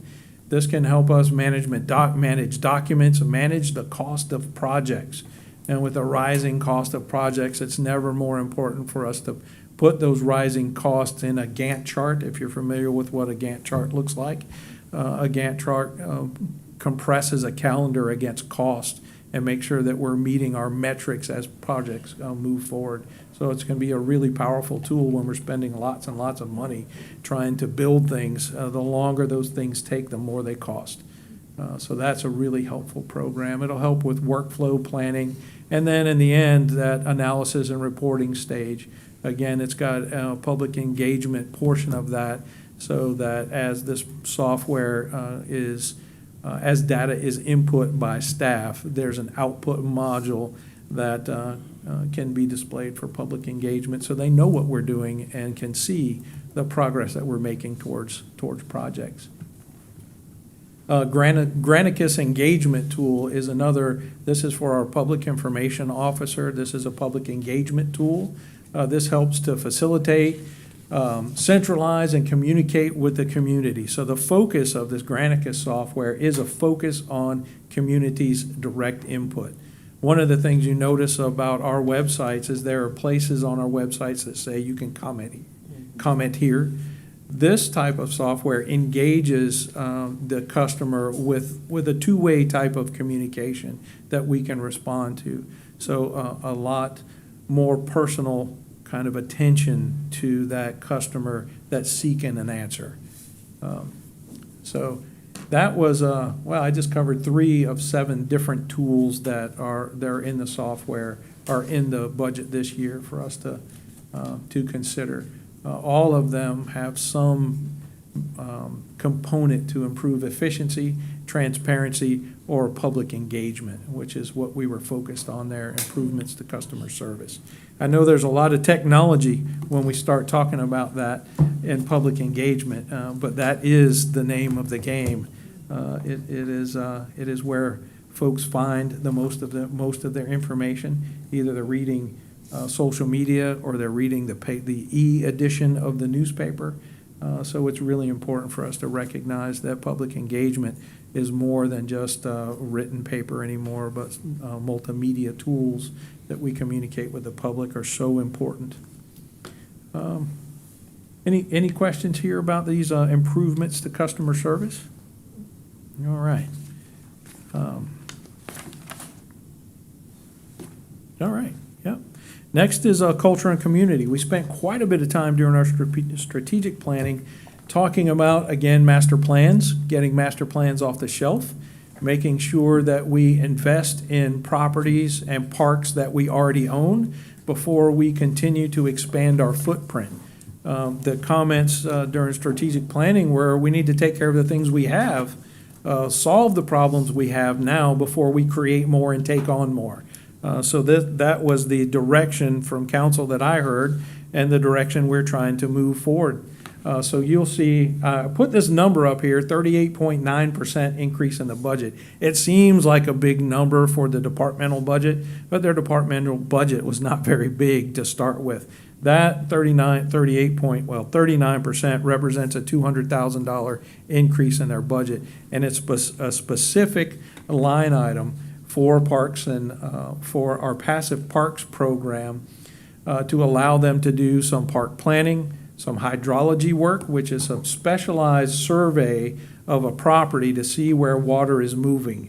Many of the pieces of property we have impact neighboring properties, and it is important for Beaufort County to protect our neighbors and protect our own properties as water moves back and forth. So that is that hydrology and engineering assessments of those properties is an important thing that we will do this year. Developing those plans will help us to continue to move forward. Yes, sir. Mr. Chairman, if I may, is Pineview Park, I thought I'd heard at one of the other meetings that it was 2025 ready to go. It might be on there. I can Okay, ask all right, Stephanie real I quick. just want to make sure. Okay, Okay, gotcha. Pineview is a CIP project. Perfect, thank you. I didn't list everything because the list would be That's fine. really big. There's a lot of projects here. So that it's a good thing. Well, I appreciate that question. So now's a good point to recognize that the passive parks on these programs are funded through really various sources. Some of them are in the capital improvement plans. Some of these projects are funded by impact fees, some by grants, and then a few by the general fund. So in the plan for FY 2025 or FY 25 is Camp St. Mary's Park, Crystal Lake Park, $120,000 for some walkway trail improvements, and you see that is a CIP item. So it says FY 24 rollover. So that was a CIP item that was funded in FY 24 that rolls over into FY 25. Ford Shell Ring, which is on Hilton Head for our park construction. Fort Fremont, $500,000 in there for stairs and safety, which is really important. Some funding for Okeechobee River Park and Whitehall Park. There's construction going on in Whitehall Park right now. All right. Since you talk about Crystal Lake, is that the walkway, is that to continue the boardwalk, or is that improvement to the boardwalk? Definitely. And one of the things about Crystal Lake was that you had some natural pathway and you had some boardwalk. That's So correct. are we gonna have complete boardwalk, or are we gonna stay with some natural as well as? There's a portion of it that we wanted to remain natural, but it has, there's a small section on the south side that is very low-lying and very close to the water, and it has eroded more than I thought it would. And so there's a lot of roots and trip hazards. So we're just putting a boardwalk over those roots to get to where the deeper sand is and then still have a natural portion. Okay, thank you. Thanks, Stephanie.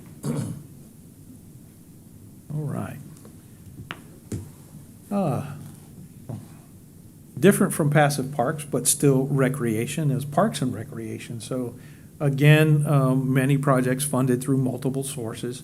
Some of the things that are in our FY 24 budget are investments in MC Riley pools. You've been hearing about investments in pools for a little while. It was in last year's budget and the year before that. This is finally getting to the HVAC and envelope of those buildings to protect the work that we've done in there already. Southside pickleball courts are in there. Several projects for Charles Lynn Brown. Charles Lynn Brown has some phase 2 of restroom renovations, the gym floor renovation, an entryway awning so that it's a little better protected and water moves out of that in the right direction. We did several projects there this year. If you haven't been there and visited, I encourage you to go by. It looks amazing as compared to what it looked like several years ago. A couple of other projects are Booker T. Washington Center remodels, $145,000 there. Some work in the Scott Center for another $115,000. And some work at the Boundary Street tennis courts, which is probably one of the less expensive projects, but no less important. The tennis courts there are well used and deserving of some attention. I have a question. Chairman, go You're ahead. probably gonna ask what I was gonna ask. Perhaps I'm not seeing it, but my splash pad's not in here. And I only bring it up again because that is to attract young families. Certainly. To hear, but can you tell me where is Booker T. Washington, since I'm from The Netherlands Hank? down there? Hank left. It's in my district. Yeah. It's out on Highway 17 heading north to Charleston. When you come either the overpass and Gardens Corner, Ah, okay. or by if you're coming 21 out of Beaufort, you veer off from the overpass rather than going under it. But when you go down 17, it's the first traffic light you get to on Highway 17 heading to Charleston. Is a remodel gonna make it really well used, better used? It'll be better than what it is. Well, yeah, I get that part, but It's a steel building that was constructed in the late 70s, I believe it was. okay, and where is Scott Center? And Scott? Yep. Okay, because I was gonna go to Ladies Island. We have the lady that comes every day, every council meeting, that we don't have recreation facilities on Ladies Island. State of the art. She wants St. Helena. State of the art. Ladies Island needs it too. I know, we saw your areas too. What about all those? There's not? I thought it was it's always St. there. Helena. So we can, let me see, what's next? All right. So there are some opportunities to invest in community centers. Part of our ARPA dollars, we have $3 million of ARPA dollars, $1 million for each of the rural districts, and then $1 million to spend on Defusky. None of those projects can be done for that $1 million. Of course. The estimate now for any one of them is $2 million. The one on Defusky will cost much more than that. Those ARPA dollars that are there, we're reaching the end of that. We have to obligate those ARPA dollars, or they go away. That's probably a conversation for another day on how we use those ARPA dollars or repurpose the dollars we have to approach the needs of those community centers. There is, and when I talk about in a moment here, a bond opportunity for us to invest some of our bond proceeds in our passive parks or in our parks and recreation centers. So if you don't mind, I'll talk about that in just a minute as we move forward towards the bond. And then that might make a little more sense to Where did we you. put the splash pad? Did I miss it? Oh, no, I didn't talk about the splash pad yet. Splash pads are So not I didn't, cheap. I understand, but Bluffton's put one in. they are. You leave us alone. They are. We didn't do nothing to you. I was quiet the whole time. Mr. I didn't say anything about my rec center. It's closer to me. Ms. Yeah. go ahead, you have a question? Yes, I do. Don't be so touchy. Boundary Street Tennis Court, we spent a lot of money on those not that long Yes. ago. What is this for? I'm not objecting, I'm just asking. That's a good question. Yeah. That's not my department, I believe that's to improve the parking. Okay. Parking and some drainage. Okay, all right. I know we put a lot of money in it. Yes, we did. Yes, we did. I wish I had all those answers, but I've got folks that know, I was curious. so that's helpful. Quick question. Yes, sir. Programmatic wise, the Charles Lynn Brown, are there any plans to? Oh, there are some new programs going on there. So there was, I just read this one the other day. There's a program there now that is dance classes. A few different kind of dance classes. So Mr. Brown, our new director from Parks and Rec, has been active in finding those 70-30 programs where folks want to come in and provide a different type of program in that where they receive 70% of that and the county receives 30% of that cost, just that rental. So I've seen a type of martial arts class that they wanted to do there, and then this dance class. I don't remember what it was, but. I appreciate you answering that. My real question was, are there any plans for the Council of Aging to be a part of that site as well in the future? Just throwing that out. Yeah, I don't know. Okay. Hey, John? Yes, sir. Back to Tab's question about the splash pad. Yes. Over here. When we did our CIP discussion earlier with you, I wasn't able to be at the meeting, but I had Larry to bring it forward for him. We talked about the splash pad and the water slides out at the Burton Wells Center for future projects. Yes. So we did have some of that discussion about splash pads. I've reached out this morning actually to our municipal leaders and ask of their interest in the municipalities for splash pads. And really, when we think about those kind of applications, it really comes about location and density. Where our families, where our kids, and where are the parks that they use.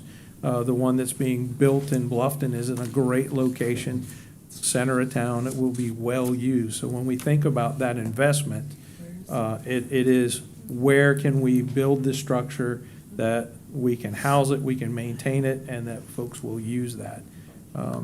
So I reached out to the municipalities to see if there's some interest there. And we'll see what we get back, and maybe there's an opportunity for the county to be a good partner in that. Develop those in those municipalities, and in such, allow the municipality to maintain that perpetual maintenance of those properties. I was on the Southside Task Force when they did the third or fourth task force, but the last survey, when they did it and decided what to do at Southside, splash pads was way up on the list as part of that survey. But they decided to do the playground first because of funding. But yeah, it was, and you know, there's room at Southside Park for something like that. There's room probably in Port Royal too. Right. But anyway, it was way up on the list and very popular, wanted to do. It was, the costs were more than a playground. That was gonna be my comment. maintenance was more. The desire for them is way up on the list, and the cost of them is way up on the list. Right. And the The city of routine, Beaufort the didn't wanna routine do that. maintenance of that never ends. Yeah. So that you have to factor that in, the weight of that maintenance. It'd have to be a joint project. I don't think the city of Beaufort could do something like that on their own. Right. That was the decision they made. Well, that was my thought as well, and I wanted to make sure that I addressed Mrs. Tabernick's request, and I did reach out to the municipalities to see if there was interest there, because I do agree, I think that would be a well-used, facility in the county, and municipalities and the county Where it could was. certainly benefit from those. Yes, sir. Just thinking, you were talking about the numbers behind it. Wasn't Bluffton splash pad like 650 or 700? Oh, We definitely just spent more than that on a playground last summer. I have no idea. So Well, I was if speaking about the playground at Southside, which is different than the one that's in Port Royal is an inclusive, which means handicapped children can use it. The one at Southside is not, and it's done by the city of Beaufort, and it was less than that. But maintenance was a big ticket too, so.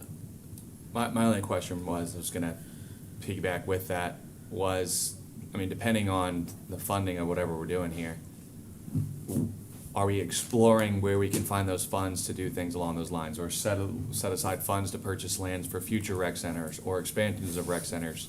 Are we actually taking initiative for that, or are we just looking to see how we can improve the current things we have? 'Cause I mean, we're doing over $500,000 for pickleball courts. Town of Bluffton's doing their own splash pad. They paid for that out of their own tax dollars, however they decided to do that, or whether they used ARPA funds.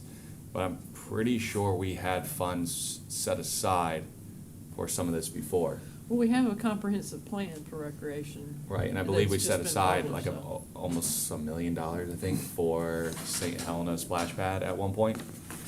St. Helena splash pad and play area, $1,250,000. Yeah, you can throw that one away. What? Put that one away. Was that in a plan? I don't want it. Y'all, You don't want keep it? it, yeah, keep it, someplace else. Okay.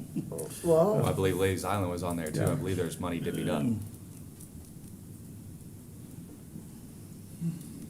I'm From just saying it's ARPA something we funds. should probably look into before we finalize any of this, because I'm pretty sure when, like Mr. Dawson was talking about earlier, some of the money we set aside, I think there was money set aside from ARPA funds for Parks and Rec. And if you're telling me that the deadline's coming up and we haven't used it yet, or set it aside to put it in motion to use, we would lose it, correct?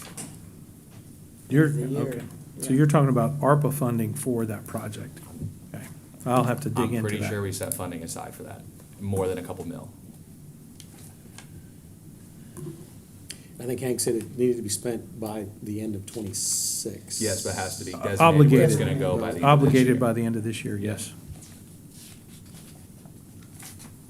I could be wrong, Yeah, but I'm it's just, like Burton Wells Water Park and Campground was allocated $1 million.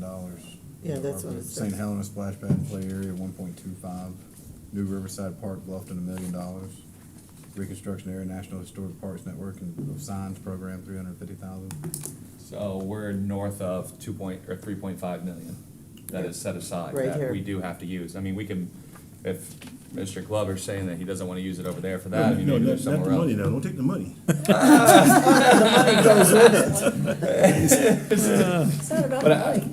But my point is, we do have this money that we have to allocate by the end of this year. We need to come up with a plan together. Maybe that is what we need to do here in Beaufort. If Beaufort's saying they can't do the funding themselves and team up or wherever. If you guys don't want it, I promise you I can find a spot for it in Bluffton. I'll So- find it for you too. Well, certainly, I'll do some digging, and we'll Okay. see if those dollars remain in ARPA funding, if they haven't been repurposed for some other use at this point. Yeah. So we'll have to dig those out. Yeah. So Well, can I ask about the pickleball courts? Why are we building more in light of the fact that Hilton Head's building a bunch? And I believe Bluffton's building them. Hilton Head is just got a contract signed. I don't know if it's Hilton Head itself, but somebody is building their own pickleball courts inside the old Sam's Club. Bluffton has been discussing more as well. But it seems like this is the perfect opportunity to collaborate and split Well, these costs. Southside, there are existing courts that were converted from tennis courts, and this would add 4 more courts Make at 'em- That's right. Southside. For 600,000? That's a lot It of And includes we're worried about basketball. splash pad? It includes, Well- I'm sorry, it includes a full-size basketball court too. It does. Outside There's more basketball. improvements there than just the pickleball. All right. It's not just No. for, yeah. Yeah. It includes a full-size outdoor basketball court. Yes. That project has been, In the works for 2 years. yes, it's been well over a year that it was designed, and it's taken some time, and we're pretty close to getting that done, or getting that out for bid and awarded. So there is still some opportunity to fund some programs, and I talked about that in the bonding process. So a little later, we're gonna talk about the bond opportunities that we have within the bond. Here we go. Here's this portion of economic development that we need to address. So, Mr. Cunningham, you mentioned that was the county investing in our existing infrastructure, our existing buildings, or are we trying to build new stuff? And the answer from strategic plan was, we need to take care of what we own. We have tons and tons, lots and lots of requests for improvements of already county-owned infrastructure. And every time we add a new program or a new plan to that, some of the needs that we have to our existing structures get pushed back a little bit farther. What we have right now, then the bonding process would be a great leap forward in that progress. So to address these deferred internal facilities and capital needs, we discussed this during the strategic plan. We brought in our financial advisor from First Tryon, and he went over some of those bonds, opportunities that we have, and what we can do with the bond proceeds. Part of that bond for us is $68.3 million in capital projects. The bulk of those projects would fund a replacement of a public works, a new public works buildings. The site evaluation conceptual plans, they're nearly complete now. We may have to revisit those because the cost has climbed significantly for that structure. But where the opportunity here is, originally in that bond opportunity was about $10 million that we were looking at for Beaufort Memorial Hospital. $8 million of that was to assist with the new hospital. $2 million of that was going towards workforce housing, as well as built into that were funds for educational facilities. There was $6 million in there for TCL, and then $6 million for USCB. Well, since then, we learned that USCB doesn't need that funding. So there's $6 million of potential bond proceeds that you can use. You can, when we come forward with a bond ordinance, there's an opportunity for you to say, we don't want to bond that $6 million, we'll reduce our bond ordinance. I'm going to encourage you to look at that as an opportunity to invest that $6 million in Parks and Rec programs, in our community centers, in some of the uncompleted work in our passive parks. So when we talked about that, where can we get those dollars from? There's $6 million potential in bond proceeds that can address some of those needs that we have. We also have all those boat ramps from that study. Yes, we do. And we also have the cooler track hanging over our That's right. heads. Well, we are doing some work in the cooler track. We're doing a conceptual plan for that right now. So we're working on that scope of work to decide what should that site look like, what are the potentials for that And we have site. the money to do the conceptual plan? Yes, we do. Okay. Yes, we had a balance of funds that you appropriated to buy the last, it was 20 acres, but it's 16 or 14 acres that it turned out to be. The balance of those dollars when you made that appropriation was allowed us to use those dollars to do that conceptual plan. So, where was I at? Those bond proceeds. At the economic development portion of this, the external entity funding, and this is what I just talked about, higher education, indigent care, and economic development. These are also things we talked about during a strategic planning process. The economic development was the investment in our Economic Development Corporation. He came to you and asked for, I think, $19 million over a period of time. We had that conversation. We adjusted the millage you saw from the very first slide. We increased that millage, or the request is to increase that millage from 0.3 to 1.3, adding one mil per year. So this year it's like $2.7 million. Each year, as the millage increase, that number will increase over time. So that is expected to generate that $2.7 million. This year, we also increased the millage for the indigent care program, went from 0.6 or 0.4 mils to 0.6 mils. If you remember when David Cheatwood was here and described the bond opportunity and how we make up the difference in the bond opportunity, that increase in millage to the indigent care helps to offset the cost of that $8 million bond for the new hospital and the $2 million bond request that the hospital had for workforce housing. So that increase in the millage for the indigent care covers that difference.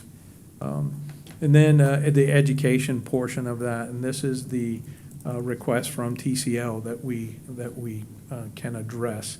This was that increase by 0.1 of a mil, and this offsets the cost of the $6 million bond for TCL's Workforce Training Center. Lastly, the last thing I'll talk about the bond, and I think maybe Denise might talk about it some more if there's more questions. There she is.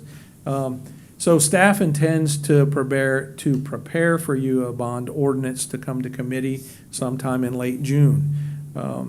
If approved, the bonds would be issued late in the second quarter of FY25, and the payments would be deferred until that same time in FY26. So if we were to, there's a long bond calendar, a recommendation of a bond calendar, and if we go through this entire process and we're looking at bonding these dollars in that late second quarter, we would we would have the potential to not have to adjust the debt millage going into next year because of the potential value of the mill increasing. So that is really nice for us to be able to defer that bond payment for that 12 months and not have to obligate next year's budget to increase the debt mill to cover debt we create now. So that's the special part of that. Anything more than that, you're going to have to find somebody smarter than me to talk about. So with that being said, the most important thing that I wanted to share with you, and one of the first things I shared with you, is this budget that we're hoping you forward to council today requires no increase in millage. I tried to really present to you today the things that you requested that staff do in the strategic plan. Those things that cost us or that we need to plan for in our budget.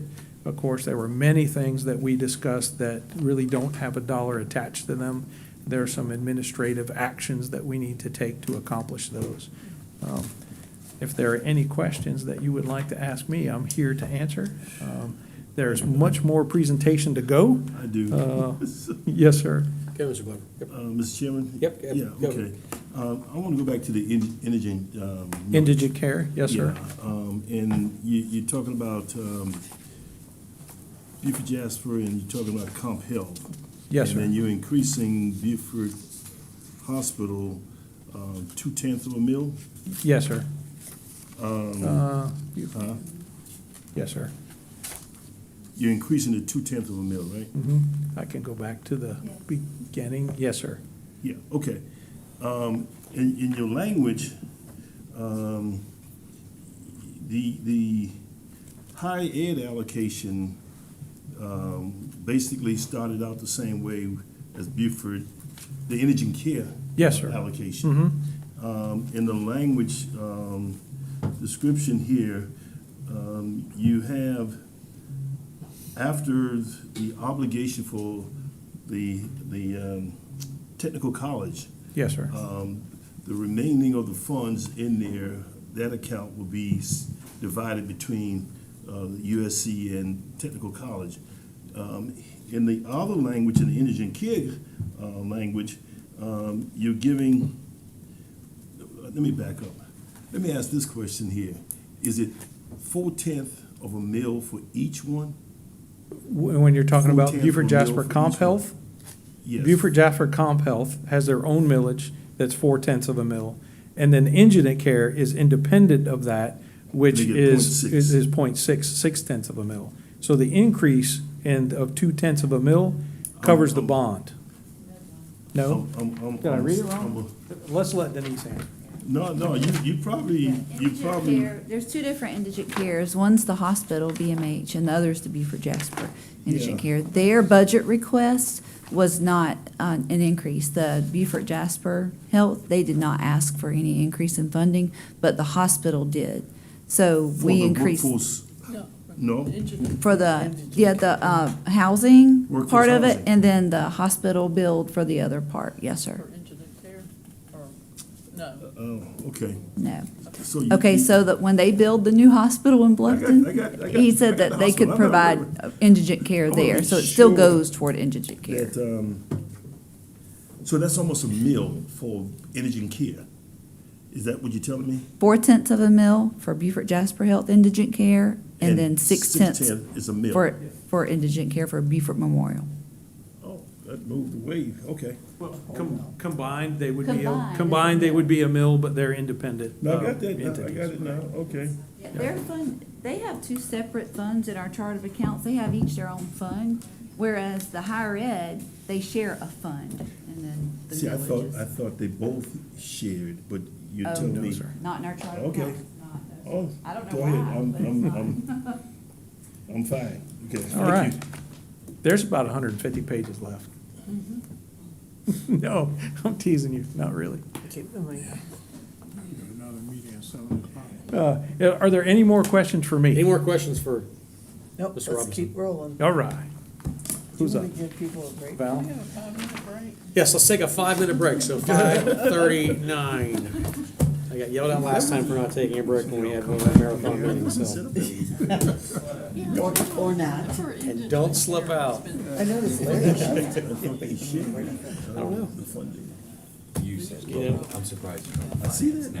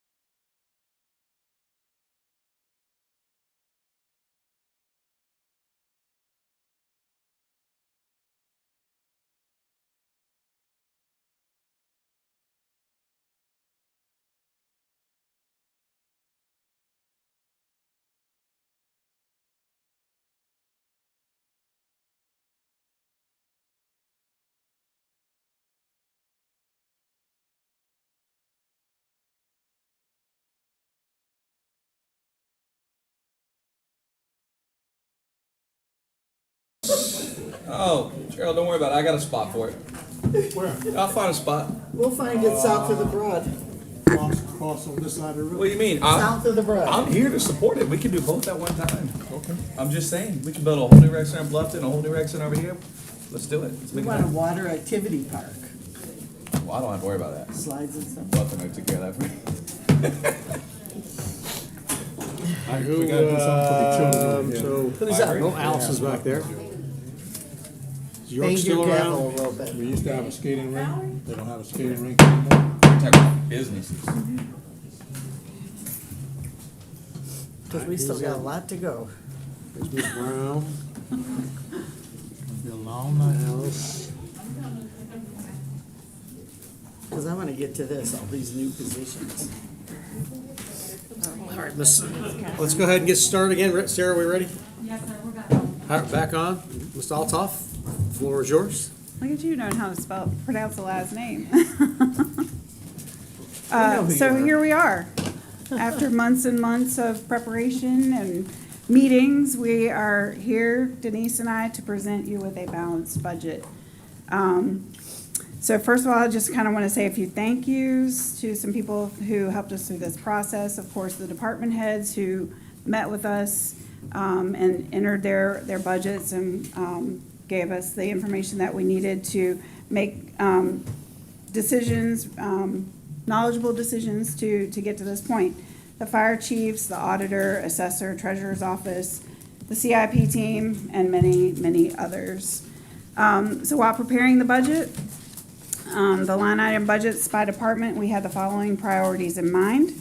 The compensation study, adoption, and implementation with a 4% adjustments to bring all salaries to at least minimum in their range, and an adjustment to avoid internal compression issues due to the aforementioned two adjustments.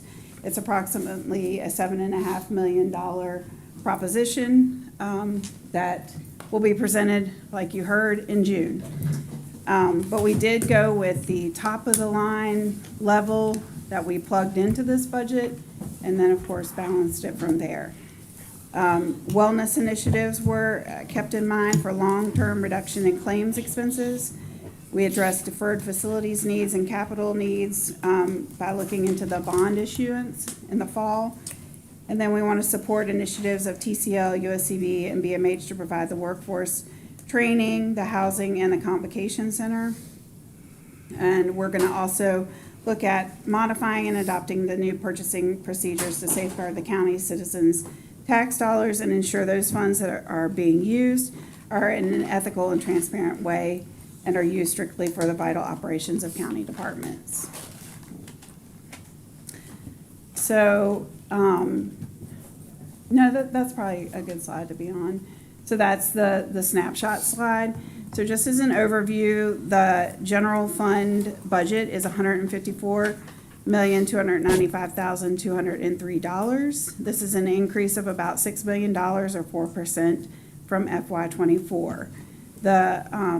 The revenue budget increases are attributed to the property taxes coming in at about $4 million, with the value of the mill being at about $2.7 million. The EMS fees have gone up, interest on investments went up, and then state aid to subdivisions. The expenditure budget increases were the payroll contingency fund increased by $623,000 to help us fund newly approved positions in the general fund. The salaries and fringes increased by about $7.5 million due to the comp and class study. And we moved the garage fund to the general fund from an internal service fund, and that budget for that department is about $2.68 million. So at the back of the general fund section, which is section 3 of your binder or of this presentation, so go all the way to the end of this department. Yep, right there. I know one of the hot topics is the direct subsidies and the outside agencies. So this slide here, this page in your budget book, details the requested, the recommended funding for the outside agencies, and then where it lines up in the budget total. So we're looking at about a $3.7 million recommendation for those. And I'm sorry, Sarah, I forgot I had the clicker up here, but thank you. Mr. Chairman, do you want us to ask questions as she goes, or wait till the end? You can do whatever. Let's go and ask questions. Okay. So, On the one that you have up there, it's just a comment about the Military Enhancement Committee. Last year, they had a specific project going on regarding, they had a task force for the Naval Hospital. So, and that, I would ask that this year, that kind of be like a placeholder for them. Mm-hmm. to I be think that held was until- what was presented by Megan Mhm. that day as well. Until they have, quote, a bill Mhm. to present us, or a Mhm. project that, whatever it might be, they otherwise would not need the money. Right, okay, Okay. got it. Okay. I have a question as well.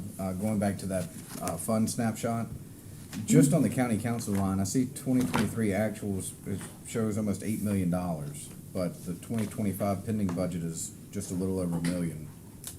And the 2024 revised budget shows almost $5 million. What's the discrepancy there? Because it says it's down 77.8%. I don't know what we would have spent $5 million on. Yeah, Or really. even 8 million. I agree. Very bottom line. Good question. Yeah. The very, very bottom line. Yeah, the is very great. bottom line on the snapshot where it says county council down there. Yeah. It says for the 2025 pending budget, $1.08 million. Mhm.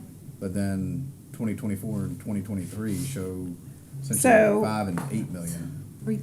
It was the land if you go to purchase. page 3.6 4 in that tab, it's million there. was for a land purchase. Okay, and that was just put underneath. Okay, sorry, I just want to make It sure. was where moved that there before it was paid. Okay, gotcha, thanks, sorry. No, you're fine. So back to the beginning of where you are right now. To kind of preface the general fund by department, I know one of the big questions is, why there's such a high percentage change. And a lot of the questions come why the salaries and wages line item is higher, and that's because we went ahead and put in the data that Catherine had already accumulated from MAG. And like I said, the top of the line for everything. So I don't know if you have any specific questions about those, Catherine can probably answer them. But that's where it is attributed, so. Well, also, some of them have increases in personnel, which you put on this other sheet, so we'll get to that later, I guess. We can talk about that now if you would like. That's fine. These but these numbers on this first sheet the snapshot reflect the salaries too. correct? Yes. Yeah. So if they had an increase in personnel, then that would be an increase automatically. Yes, ma'am. Okay, got it. And if there are positions on the new position request, they're showing up in the payroll contingency line.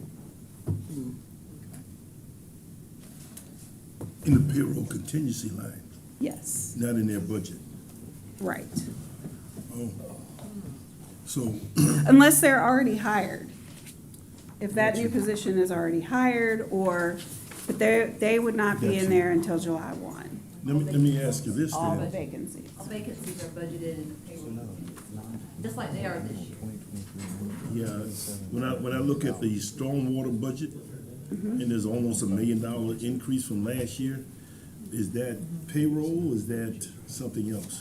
Because they have a shortage of employees now. So would it be in the contingency budget, or is it gonna be in their budget? Stormwater's budget only increased by $87,000. Stormwater and Public Works, maybe it's Public Oh, Works. Public Works, okay. Yeah, maybe it's Public Works, I'm sorry. Oh. I call them the same, but yeah.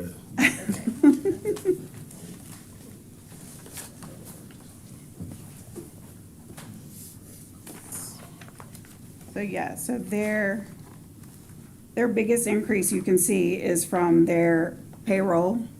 Okay. All their payroll line items are 44% increase. Right. And then they also have an increase in their non-professional services line. Right, but the payroll is what I was asking, and so they asking for more employees in their budget?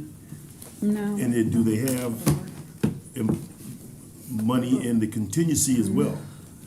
They need a lot of people, that's what, I just wanna make sure Well, they have a lot of money's there. vacancies. Mr. Glover, it could be due to the fact that maybe some of their, and most of their employees, or some of them were under the minimum before the study was And done. that makes sense too. Yeah. Okay. Now's Yeah. probably a good, Can I help? now's a good time for Catherine to explain her current FTE position and her vacancies report. We have Okay. a independent, I believe you all have Presentation for a couple things that may or may not have made it into the agenda packet, but perhaps emailed out this morning that look similar to these that I'm holding here. Okay. So there's one that just covers the vacancy summary. This report was pulled as of May 12th. So it breaks down to inform you how many current vacant positions we have. And I believe what Valerie is explaining here is that those salaries for the vacant positions, you would not see in their individual line items, but into the payroll contingency fund. Is that correct? Okay. The other summary that you have available is an FTE summary. So this is going to tie into any new position requests that Finance and Administration is putting before you as an approval for you to recommend. I believe they're bolded to, yes, I bolded the lines that have an increase. If you wanted further details on what those positions were, there was a spreadsheet that was put into your agenda packet that can kind of tell you what those titles were and whether or not administration and staff is recommending you to approve them. So I'm here for any questions you may have if you want to cover any of these individually. So, let me see if I have this straight. So if they increase their FTE proposed, Mm-hmm. the dollars for those increased FTEs is reflected? I believe it's reflected in payroll contingency. Is that correct? Okay. that Yes. makes sense. Okay, got it. Okay. Catherine, did we go with the fleet contract, Denise? Oh, that explains why we have to hire more automobile service technicians. I thought we were doing the fleet. Yeah. We're doing the fleet internally, but what we're doing is, what we've been doing, is the general fund has been supplementing that garage fund, their operations with general fund funds. So we closed down the internal service fund and moved it as a department of the county because that's where it needs to be. And so their budget actually went down from the current year to next year. Because this year that we're in right now was their first year with us not being in contract. And so it was a testing period for them to learn, to see, who all they needed for personnel, what tools they needed and whatnot. So it was kind of a learning year this year. So now that they know and have been operating how they've been operating, they've learned that they could save some money, and they've cut their budget for the upcoming year. And looking at your increases, we have 2 people on the bottom for Planner 1 and Planner 2 for green space. Why aren't those funds coming out of green space? They will. Okay, All so those aren't, all of these are not coming out of the general fund. Well, it says it at the bottom, it's coming out of the general fund, you're right, but it should be coming from green space, I would imagine. that's what I'm asking. But can they? What's that? Yeah, I don't know if the referendum calls for salaries to be paid It can. from there. It can, okay, then if it can, then we can code them there. So we can make that change, tab, boot catch. Okay, I guess I was also wondering why all these yellow, and then Ms. Howard explained to me about the animal services, that we don't have this contract anymore. Yep, they got rid of the contract, so we're, So we're gonna pick up all these employees. yes, ma'am. Yeah. And probate court, they need more clerk, deputy clerk? That's what it says here. So probate court requested They're adding a judge. and one associate judge, and 4 deputy clerks and a part-time clerk. What is being recommended is the associate judge, 1 full-time deputy clerk, and 1 part-time deputy clerk. I'd just like to comment, this vacancy summary I mean, I knew DSN needed people and stormwater needed people, but when you see it all laid out in black and white, it's kind of Yeah. scary how many people we need in lots of departments. Yes, that's one reason I'm really pushing for our class and comp to get fully adopted as recommended to get those salaries up. If salaries is the issue for recruitment and retention, that should certainly improve that number. In addition to our new recruiting system through NeoGov, we've already, in the last 2 months that we've launched, seen a big increase in incoming applications. So we're really hoping some things that we did this past fiscal year, in addition to hopefully having the class and comp, will improve that. Great, thank you. Mm-hmm. I see we have, I mean, I know we approve budgets for the assessor's auditor, but we also do for sheriff's department and the school. Do we have their vacancy numbers as well?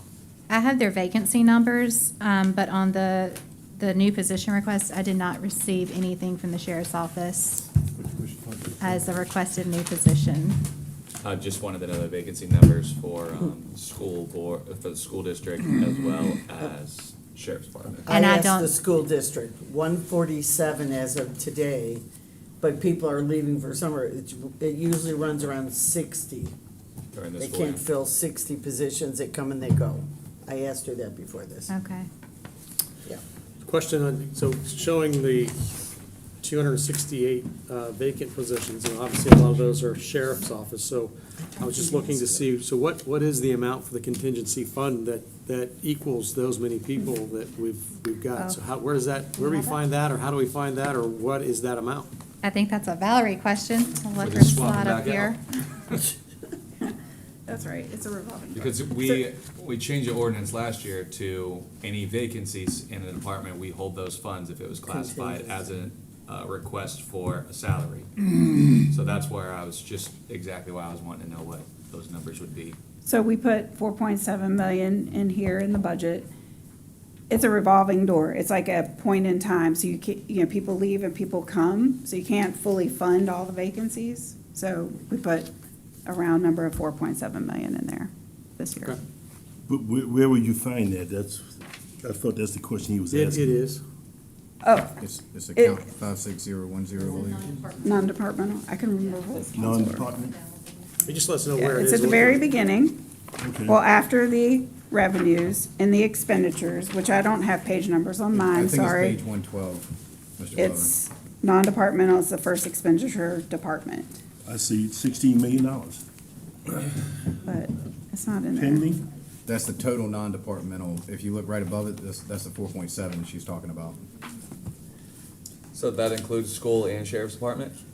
Or does it not It include? doesn't that? include school. We don't hold this, we aren't the school's payroll people, but, and it wouldn't include, it doesn't include the sheriff's department, does it? I don't see it. Me either.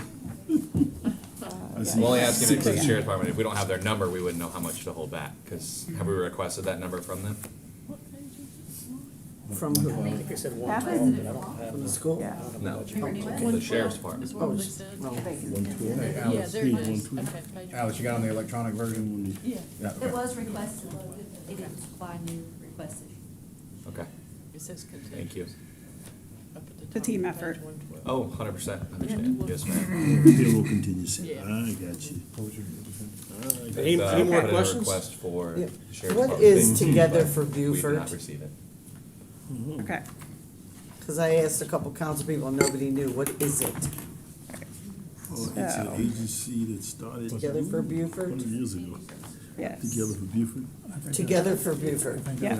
Yeah. It come I under mean, cozy, right? Is it? Yes, it's under cozy. Oh, Yeah. cozy. It's the community services grant, Cozy. from which all grant awards are drawn. Okay, that's why. That's why. It should remain untouched and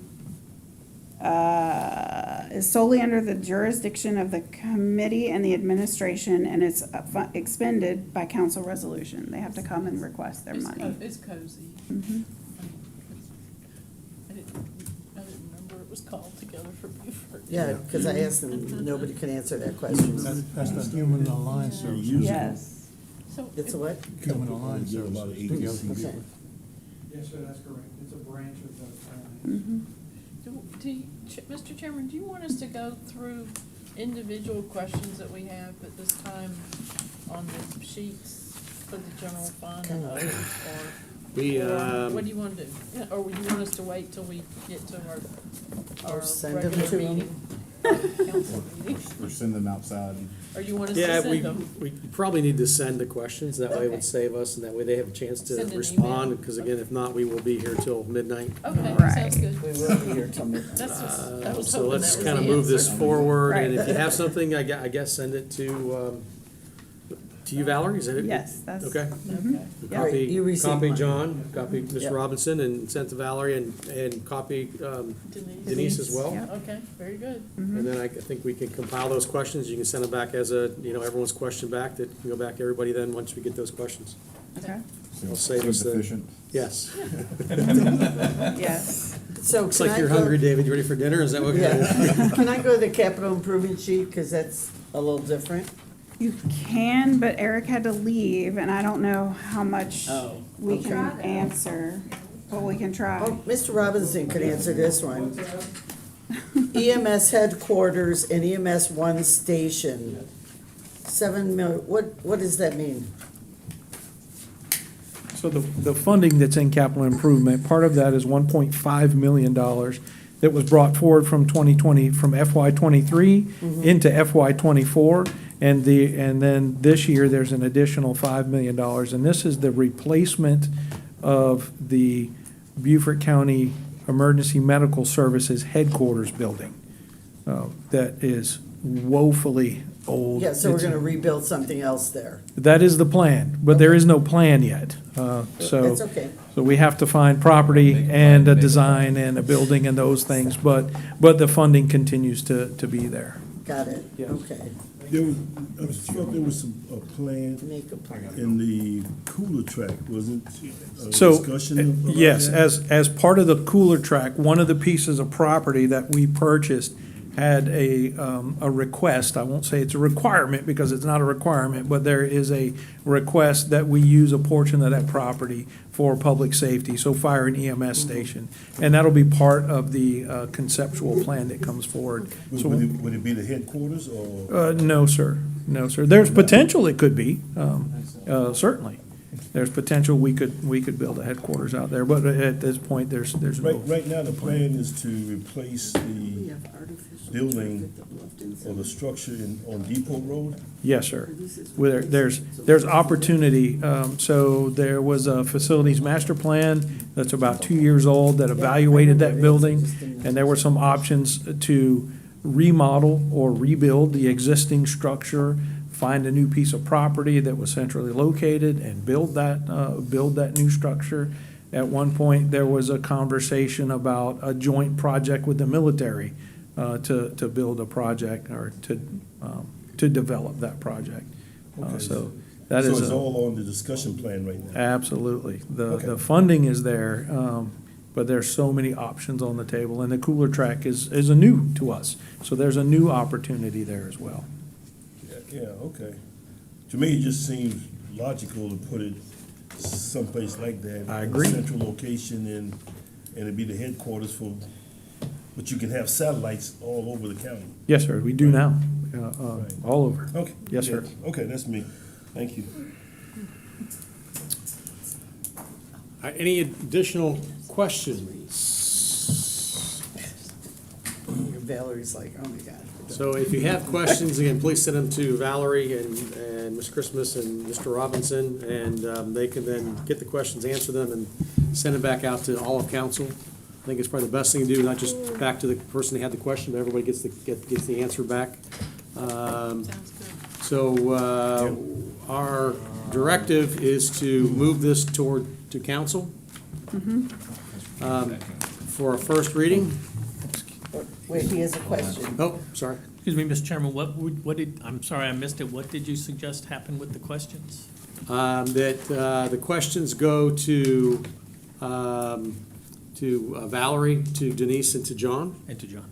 And then they will answer the questions, and then comes back to everyone as a whole, gets the questions and the answers back for council. All right, so just going to be emailed, the answers are going to be emailed to you guys all, remember? Please don't reply to all. If you get information, just, okay, right? Right? We got Yes, it. yes. We got it, Tom. Thank you, Yeah, sir. We got it, The ones of us here. yeah. All right, so we then need to have someone make a motion to So move. moved, Mr. Chairman. Thank you. Is there a You second? don't even know what he's asking. We're on the item. For our first reading and a public reading, that's we have to go Number through 10. 3 readings of council. So is there a second? I'll second it. All right, thank you. Is there any more discussion? Seeing no discussion, is there any objection to us moving this forward? Seeing no objection, this will be moved then to council. And thank you, Ms. Saltoff, thank you, Ms. Christmas, thank you, Mr. Robinson. Made that less painful than what it could have been, even though it She's wasn't got all bad. the questions. All right, so then that, Now we're gonna do appointments. Number 11? Yeah, number 11, Yeah, and yes. number 11, recommend approval to council of the appointment of Justin Cook to the Seabrook Point Special Tax District for the partial term with the expiration date of February 20th, 2027. Is there a motion to do that? I'll make a motion, Mr. Chairman. Is there a second? I'll second it. All right, thank you. Is there any more discussion? Seeing no discussion, we'll approve this without objection. So it has been approved. And then we have 2 appointments. We'll take these both at the same time unless someone objects and wants them separately. But Beaufort County Transportation Committee, Mr. Timothy Newman, for a 4-year term expiration of 2028, representing District 2. And then Keep Beaufort County Beautiful. This is for Jessica Reitz, for a 2-year term with expiration date of 2026 for District 2 as well. Is there a motion for that? I'll motion that. Is there a second?